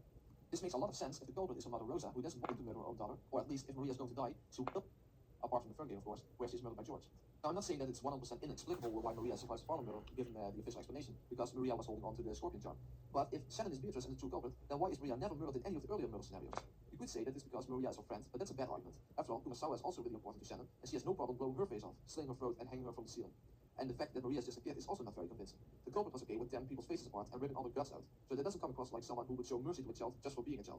Of course, as I said, Maria was holding on to the scorpion charm during the parlor murder, but that assumes that Beatrice knew this and doesn't explain Maria's late death in 2nd and in 4th game. But Maria being the culprit's daughter makes a lot more sense. This is especially true at the end of the 4th game, when Bethel discovered Maria poisoned next to Rosa's corpse. It is not that simple to get someone to swallow poison. Of course, Shannon being a servant would have snuck poison into Maria's dinner, but that implies that this poison murder was planned already when they were having dinner. But anyway, why would she specifically choose to poison Maria? I think it's much more likely that Maria was poisoned by her mother in a murder-suicide. So first she gave her daughter a gentle death, and then she blew her own face off and fell on top of the gun, or used another method that I will explain when dealing with the murders of the 4th game. In my opinion, this makes a lot more sense than Shannon arbitrarily using poison on Maria and keeping her alive until the end just because she's on friendly terms with her. The following argument may not be considered to be a very strong argument since it deals with a magical perspective scene on which very little can be verified. And that's a scene from the 2nd game in which the island version of Beatrice fixes Maria's broken Halloween candy. The reason this scene is so interesting is because if this scene represents the person who represents Beatrice using a simple trick to switch Maria's broken candy for a new one, then it becomes a very good piece of evidence for that person being Rosa and definitely not Shannon. The reason for that is because Rosa had bought 7 pumpkins for Maria, one of which Maria gives to Bella, and one of which Rosa crushes when she scolds Maria. In other words, it would have been easier for Rosa to switch the crushed one with a new one she was still holding onto when Maria had to close her eyes. Remember that Maria had to close her eyes every time Beatrice performs magic because of the so-called anti-magic toxin. But if Beatrice is Shannon or anyone else, then how did they get their hands on one of those pumpkins? Were they just coincidentally the exact same type of candy and mention or something? At the very least, there is no such hint anywhere. But we do know that Rosa bought several of those pumpkins. Now, people will probably object that this is a magic scene, and therefore there is no guarantee that any of this even really happened. But you have to consider two things, namely that Maria claimed that Beatrice fixed the candy, and that Rosa told the other family members that she and Maria had met Beatrice. Therefore, I see that magical scene as a representation of Rosa making up for breaking Maria's candy by magically fixing it as Beatrice. Now, some people may object again that I said before that Beatrice could never appear to Rosa. But remember that Maria never claimed that Beatrice met her mother. It was Rosa who claimed that she and Maria met Beatrice. Maria doesn't say anything about Beatrice having spoken or even appeared to her mother. It's simply Rosa's claim that she did. What also should be noticed is the fact that after the candy trick scene takes place, Beatrice, which is either Rosa wearing a disguise as I believe, or Shannon without her usual disguise, meets both Genji and Kyrie in the hallway. So Rosa left the parlor to look for Maria, and later someone who is basically completely innocent, named Kyrie, witnesses a woman dressed like Beatrice. If Rosa had not left the parlor earlier, this would have been a major conflict for my Rosa's Beatrice theory. But the island version of Beatrice appears just when Rosa is supposedly somewhere with Maria out of everyone's sight. Not only that, when Kyrie returns to the parlor, Rosa hasn't come back yet, which makes sense since Beatrice went upstairs with Genji. But other than that, there would be no reason for Rosa not having returned to the parlor since Maria had in fact already returned to the cousins. The following arguments are based on Rosa's behavior during the second game. First of all, as far as I can tell, whether you believe in the official explanation or not, you are forced to invoke Rosa's involvement to explain the second game. I'll explain why in a minute, but I suppose that believers in the official explanation know this already and believe that Rosa is Shannon's accomplice in the second game, just like they are forced to believe that Hideyoshi is an accomplice in the first game. But however you take it, Rosa's involvement in the second game is a necessity. If anyone can explain the second game without Rosa, then be my guest. So basically it's like this, what fits the best? Rosa as an accomplice in only the second game, or that Rosa's involvement is necessary because she's the main culprit to start with? In my opinion, invoking accomplices arbitrarily is a weak point in any theory. So what reason other than the fact that you can't explain the second game without Rosa is there to think that she would aid Shannon in her murder scheme? I guess the only reason would be the gold. However, you can't consistently suppose that the epitaph was solved, since that would put stop to the murders in the first place. After all, both in the third game after the epitaph was solved and the fifth game entirely are suggested to not have been carried out by Beatrice in the first place. So I guess you would have to suppose that Shannon simply offered Rosa some gold in order to get her to cooperate. Basically, just how Kraus and Natsui are made into accomplices in Umineko our confession. But what evidence is there to support any of this? And also, why would Shannon need to do that in the first place? Why involve Rosa, which would be in fact a very dangerous move? This is again such a case of a character acting like a moron. I will go into the details about the problems of Because witches rely on chance to create their magic. That's why she would do it. And you have to rely on that for any explanation, because for anything, for any of these scenarios, there is an easier, more plausible, safer way to have done it, you know, without invoking all this magic closed room nonsense. So it is in fact no more insanely dangerous and moronic than anything else. But yeah. having many accomplices in the chapter on Umineko our confession, but one needs to realize that accomplices are the most dangerous people for a culprit when they don't share the same motives as they do. If accomplices are bribed or forced, you can expect retaliation at any unguarded moment, especially when you consider that Rosa carries a gun during most of the game. If she really wanted the money, she wouldn't need to listen to Shannon in the first place. Rosa would be then calling the shots. Rosa would have access to 3 gold bars and perhaps the keycard to the money as well, so it would be the most dangerous and outright moronic move on Shannon's part to involve Rosa. Shannon wouldn't even have any need for Rosa's involvement if she just had set up the chapel closed room, just slightly different in order to not need any help at all from Rosa. In other words, the notion of Rosa as Shannon's accomplice in the second game doesn't make much sense from both Rosa's and Shannon's perspective. It has no evidence other than the fact that you can't get around Rosa's involvement, and it lacks elegance to invoke someone as an accomplice just for a single game, when I can explain all 5 games with the same 3 individuals. But why is Rosa's involvement necessitated in the first place? First of all, Rosa knows about Kinzo's death. Twice in the second game, it becomes clear that Rosa is aware that Kinzo is already dead. After all, after the chapel murder, Rosa goes to Kinzo's study in order to borrow his gun for protection, and later on in Jessica's room, she affirms that she has even talked to Kinzo there. But given the fact that Kinzo is already dead, that would be impossible. So we can conclude that Rosa knows that Kinzo is already dead, but that she's pretending like he's still alive, and that she has borrowed his gun directly from him. Is this because of arbitrarily being Shannon's accomplice, or is it because she herself has become the new head of the family when Kinzo died? Because she is Beatrice and was there when Kinzo died before he handed everything over to her. And then there is the letter in the parlor. After the final murder scenario in Natsui's room, Rosa, Barbara, and Maria returned to the parlor again, which had been a perfect closed room just like Natsui's room was. This is even confirmed in red. So the parlor was locked after they left to check on Nanjo's and Kumasao's corpses, and was still locked when they returned. Rosa was holding all of the master keys, and the parlor key itself was locked inside the servants' room, which was also a closed room that required a master key to open it. In other words, it was impossible for Genji to place the final letter in the parlor, and everyone else is dead at this point. So if you believe that Shannon is a culprit and committed suicide in the official explanation that she did, by the way, then how could she possibly have placed the letter in the parlor? Since Battler himself cannot see an accomplice, since he is the same. It makes little sense to claim that Maria placed the letter there. After all, she really believes in magic, and she also believes that Beatrice put the letter there. The only possible candidate would be Rosa.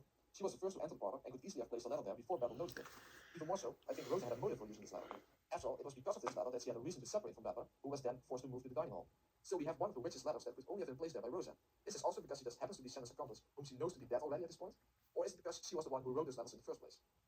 The next reason that Rosa's involvement is required in the second game is because you need her to have lied about the chapel being locked, and then pretending to unlock it with a key. Again, if anyone can explain the chapel closed room with the chapel truly being locked, then be my guest. I guess the only way this could be done is to claim that Maria locked the chapel door. But this makes no sense at all. After all, Maria really believes in magic, so having to lock a door for Beatrice makes little sense. Also, given that the red is contingent upon how the culprit chose to carry out the murder scenario, it wouldn't make sense to have Maria lock it in the first place. After all, from the perspective of the real world, there would be no difference for anyone if Shannon locked the door and sealed it in the envelope again, or if Maria did this. The only reason why you would have to invoke Maria herself is due to the red truth, which is unknown to the actual people on the island. Furthermore, Will's solution to this scenario makes it quite clear that the lock itself is the illusion. The chapel was never locked to begin with, but everyone simply believed that it was. The servants assumed it to be locked because it was always locked and the key was missing. Rosa was the only person who actually tried to open it, but she claimed that it was locked. She also was the one to supposedly unlock it after she retrieved the key from the envelope in Maria's handbag. She simply could have pretended to unlock it. After all, everyone was already convinced that the chapel was locked, and they saw that Rosa had the real chapel key. So it would have been easy for her to fool everyone into believing that she truly unlocked the door to the chapel. Another interesting thing is that the words Happy Halloween for Maria were written on the chapel.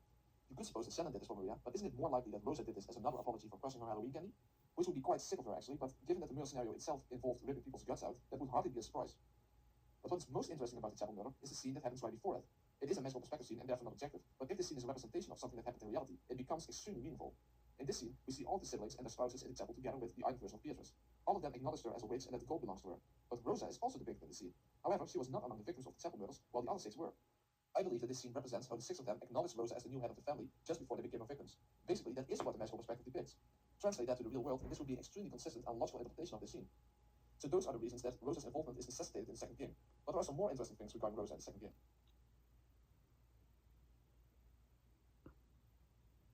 We know that both Shannon and Cannon refer to themselves as furniture, and this is also how Beatrice calls her own servants. In the previous chapter, I already referred to the supposed origin of the term, which came from Yasu, referring to the state of her own body as incapable of love. I already explained that I don't interpret this to mean anything physical, as the official explanation suggests. Instead, I believe its meaning to simply being the most obvious meaning, namely the low social status of a servant. After all, not only Shannon and Cannon refer to themselves as furniture, but Genji does so as well. So that already kind of puts into doubt that it refers to the state of Yasu's body. However, other people never refer to the servants as furniture at all. Jessica even hates the term and doesn't want Cannon to call himself like that. But there is someone who does refer to the servants as furniture. In the second game, when Rosa forced Gona, Genji, and Shannon to give her their master keys, and after they left the servants' room, she said the following thing. 僕は僕の判断で行動します。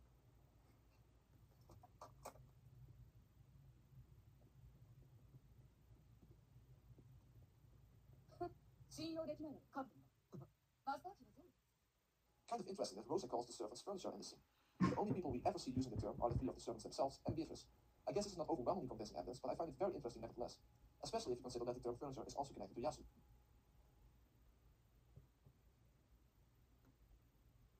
I want to end this chapter with perhaps one of the most interesting arguments for Rosa being Beatrice.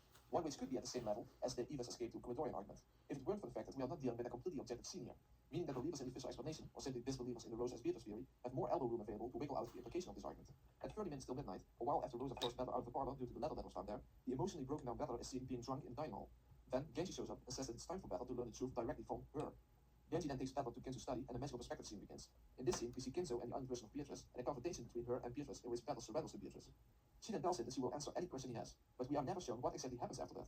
Now, since Bella sees Kinzo and the gold butterflies, we know that this perspective cannot be completely objective anymore at this point in time. So how should the scene then be interpreted? There are many different approaches possible, but the main thing we need to consider here is that it's still before midnight. In other words, the bomb hasn't gone off yet. So how is it possible that we see magical things happen from what should be the objective perspective, namely the island version of Bella? First of all, what could believers in the official explanation at least not accept?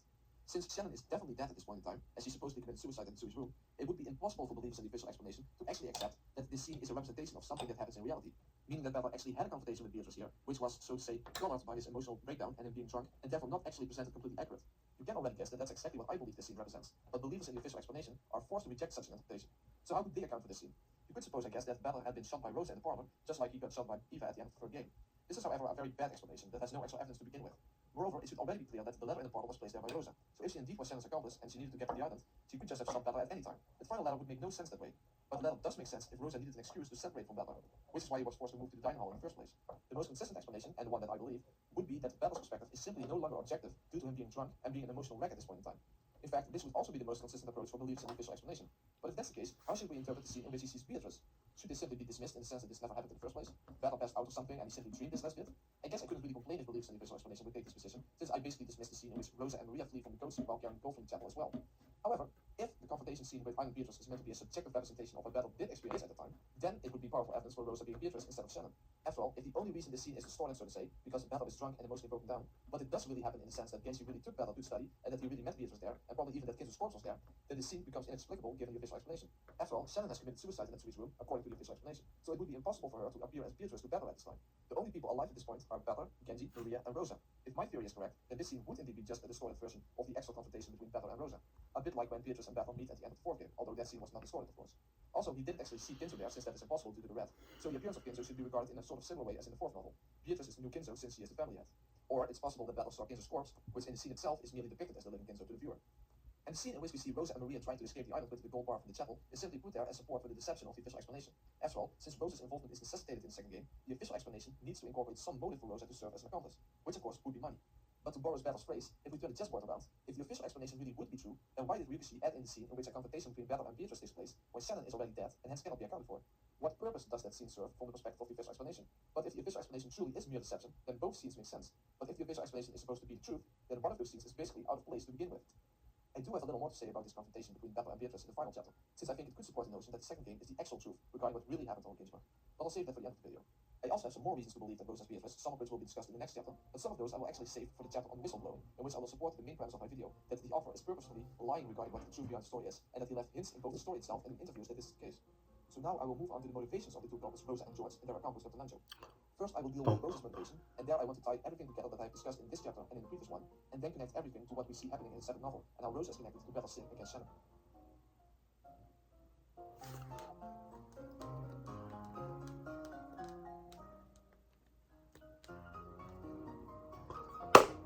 But first, an addendum. Hey, this is a quick addendum to Umineko Chiru Explained Part 1 and Chapter 1 specifically. One of my arguments for the impossibility of the chicane theory in Chapter 1 was that the word people is defined as referring to living human bodies and not to personalities or roles or something along those lines. Of course, I argued that even allowing that the word people could mean something like that, it would still lead to contradictions. However, believers in the official explanation have an easier time trying to get around the red given a personality or role approach, although I still haven't seen an explanation like that wasn't in the end ad hoc and without actual evidence. Nevertheless, if I can demonstrate that during the first 4 games there were 17 living human bodies on the island, then we have a definite checkmate. When it comes to the word people, it will in the end be irrelevant if the word can refer to different things in different contexts, as long as we have a context in which it definitely is referring to living human bodies, and if that context is then applied to the first 4 games as well, because then we would be able to establish what the amount of bodies is during the first 4 games. If that amount is 17, then the chicane theory is dead, because if the chicane theory is true, then during the first 4 games there would be 16 living human bodies on the island instead of 17. But how is it possible to prove what the amount of living human bodies is during the first 4 games? Well, when it comes to the 5th game, even believers in the official explanation need to accept that at least in that game, Shannon and Cannon have separate bodies. And almost all believers in the official explanation do in fact accept that Shannon and Cannon have separate bodies in the 5th game, but simply explain this away using a metafiction explanation. In other words, that the rules were changed in the 5th game, and that only for that game specifically, Shannon and Cannon were given separate bodies, even though that from a metafiction perspective, the 5th novel would still have the same author as the 3rd and 4th novel. Or they explain it by saying that Lambda Delta was the new game master, and she simply changed things so that Shannon and Cannon would have separate bodies for this game specifically.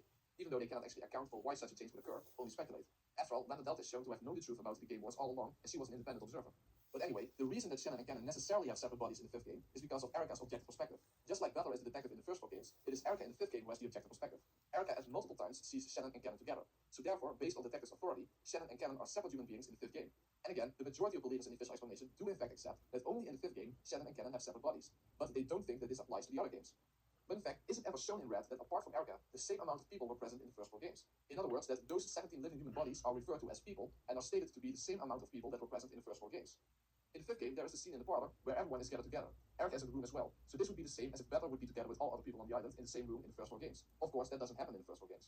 So how many living bodies are present in the parlor in the 5th game? As I said, even believers in the official explanation have to accept that there are 18 living human bodies in the parlor in that scene, and almost all of them do in fact accept that. So in the parlor we have Erica plus the 17 original characters, and it is already established that Kinzo is already dead. So we have proved from the detective's perspective that besides her, there are 17 living human bodies on the island. And then the following red statement is made. Quote, in other words, the number of people in this parlor now is equal to the total number of people on this island. So even if people can mean different things, at the very least we know that in this context it refers to living human bodies, because we have Erica's objective perspective that established that there are 17 individual human beings in the parlor plus herself. As the red says, Furudo Erica only increases it by 1 person, by which the total amount of people is 18. This is the total amount of people on the island, so there are no people outside the parlor at that time. But of course, this may be true for the 5th game, but it doesn't mean it has to be true for the first 4 games, right? Well, all that would be necessary is a red statement confirming that the amount of people in the parlor in the 5th game, not counting Erica, is the same as the amount of people in the first 4 games. Is such a red statement made as well? Yes, it is. Quote, besides her, referring to Erica, the number of people on this island is exactly the same as it was in the previous games. So there we have it. It doesn't matter if people could mean different things, because we have already established that people in this context is referring to living human bodies. So even if it can mean something else in other contexts, it is referring to living human bodies in this context. And then in that same context, it is applied to the first four games as well. And remember that Erica is specifically excluded in these red statements. So her existence or non-existence is irrelevant. It's about the 17 people apart from her. Now there does exist a very desperate counter-argument. Namely that Shannon was standing behind Erica in the parlor, so it's argued that Erica could not see her, and therefore there could have been 16 human bodies instead of 17. My response to that is, Erica is a detective giving her the ability to find people who are actually actively hiding if she searches for them. But she couldn't see Shannon, who would practically be breathing down her neck. Moreover, Shannon was one of the people who actually brought Erica into the parlor in the first place. And also, it's not like this is the only time that Erica would have seen Shannon and Kevin together. Erica sees them together and talks to them at multiple times in the fifth game. Another interesting thing that I should mention is that the words people and humans are interchangeable words, as you can see here. Quote, there are no more than 18 people on this island. Before now, I have proclaimed that no more than 18 humans exist on this island. I will lower that by 1 for Kinzo. No more than 17 humans exist on this island. That excludes any 18th person. You also cannot claim that Erica might have been alive during the first 4 games, and that therefore there were indeed 17 human bodies during the first 4 games. Because of the following red statement, Furudo Erica had no influence on any of Beatrice's games before now. She does not exist in the worlds before this one, nor does she influence them. And as I said before, the red specifically excluded Erica, so it wouldn't have mattered anyway. After all, the red said that besides her, referring to Erica, the same amount of people existed on the island in previous games. So to summarize, the evidence in favor of people meaning living human bodies, it is specifically defined as such in 6th novel. It is directly applied to objectively confirmed 17 living human bodies, and then it is stated in red that the same amount of people were present during the first 4 games. The term people is interchangeable with the term humans, and I would argue that it is simply the most straightforward meaning in the first place. There is no actual evidence that the term did or could have suddenly changed meaning at whatever point in the story, and there is also no objective evidence that the amount of living human bodies, besides Erica of course, was changed during the 5th game. This is merely something that believers in the visual explanation assert, but they cannot actually prove this. And when it comes to people referring to personalities or roles or something along those lines, first of all, it is never ever defined as such, and Shikanen theory in general, or a lesser amount of living human bodies, is not even required to explain any of the games. I would also argue that asserting that people can refer to personalities or roles violates Nox's 8th rule. Something that relevant to the plot would require evidence. It is not some minor detail or something. And there is also no foreshadowing for character death or role erasing or something along those lines either.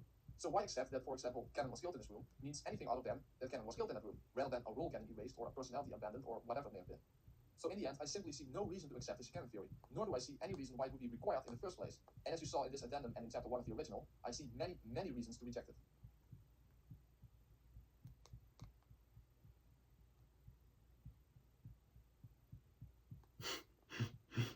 So true. What would make you disbelieve your theory? Classic. Classic atheist skeptic YouTuber tactic. Let's go. Okay. Alright. It's a decent video so far. Not too much to say, because for the most part, he's just been disproving Shikanen, which I don't disagree with, you know.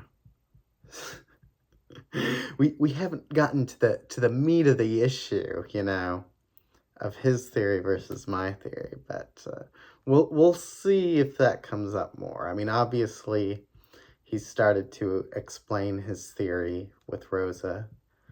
I don't have any huge disagreements with what he's saying yet. I mean, I explained how I think the Rosa equals Yasu thing is a bit of a cope.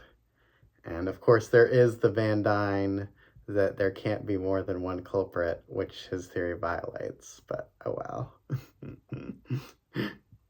That just is what it is, man. But yeah. Anything else? Let me look up the full list of Van Dyne 20 rules. And we can look up Nox's rules as well. He's not Nox's Decalogue. Okay. From the 07th expansion wiki.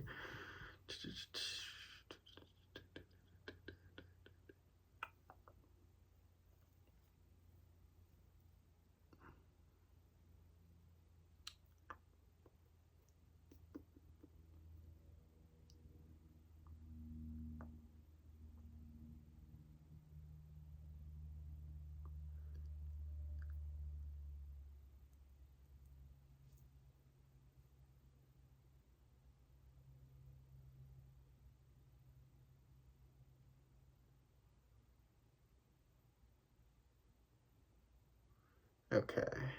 He's not violated any of those yet.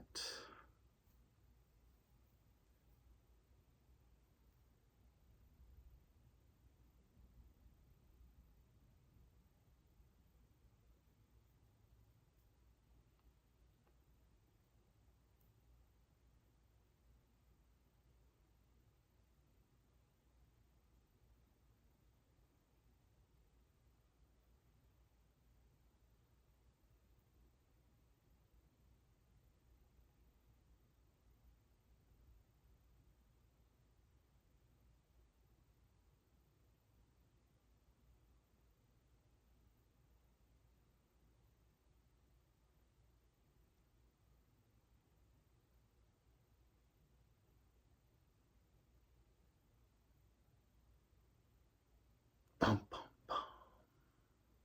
Bum, bum, bum. Bum, bum, bum, bum, bum.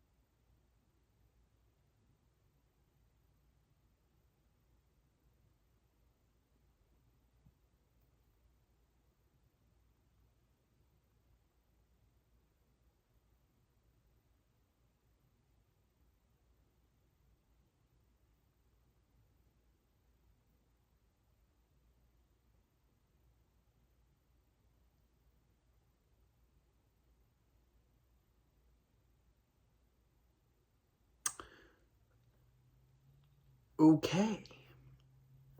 So yeah, so far, this is the only one that he's violated.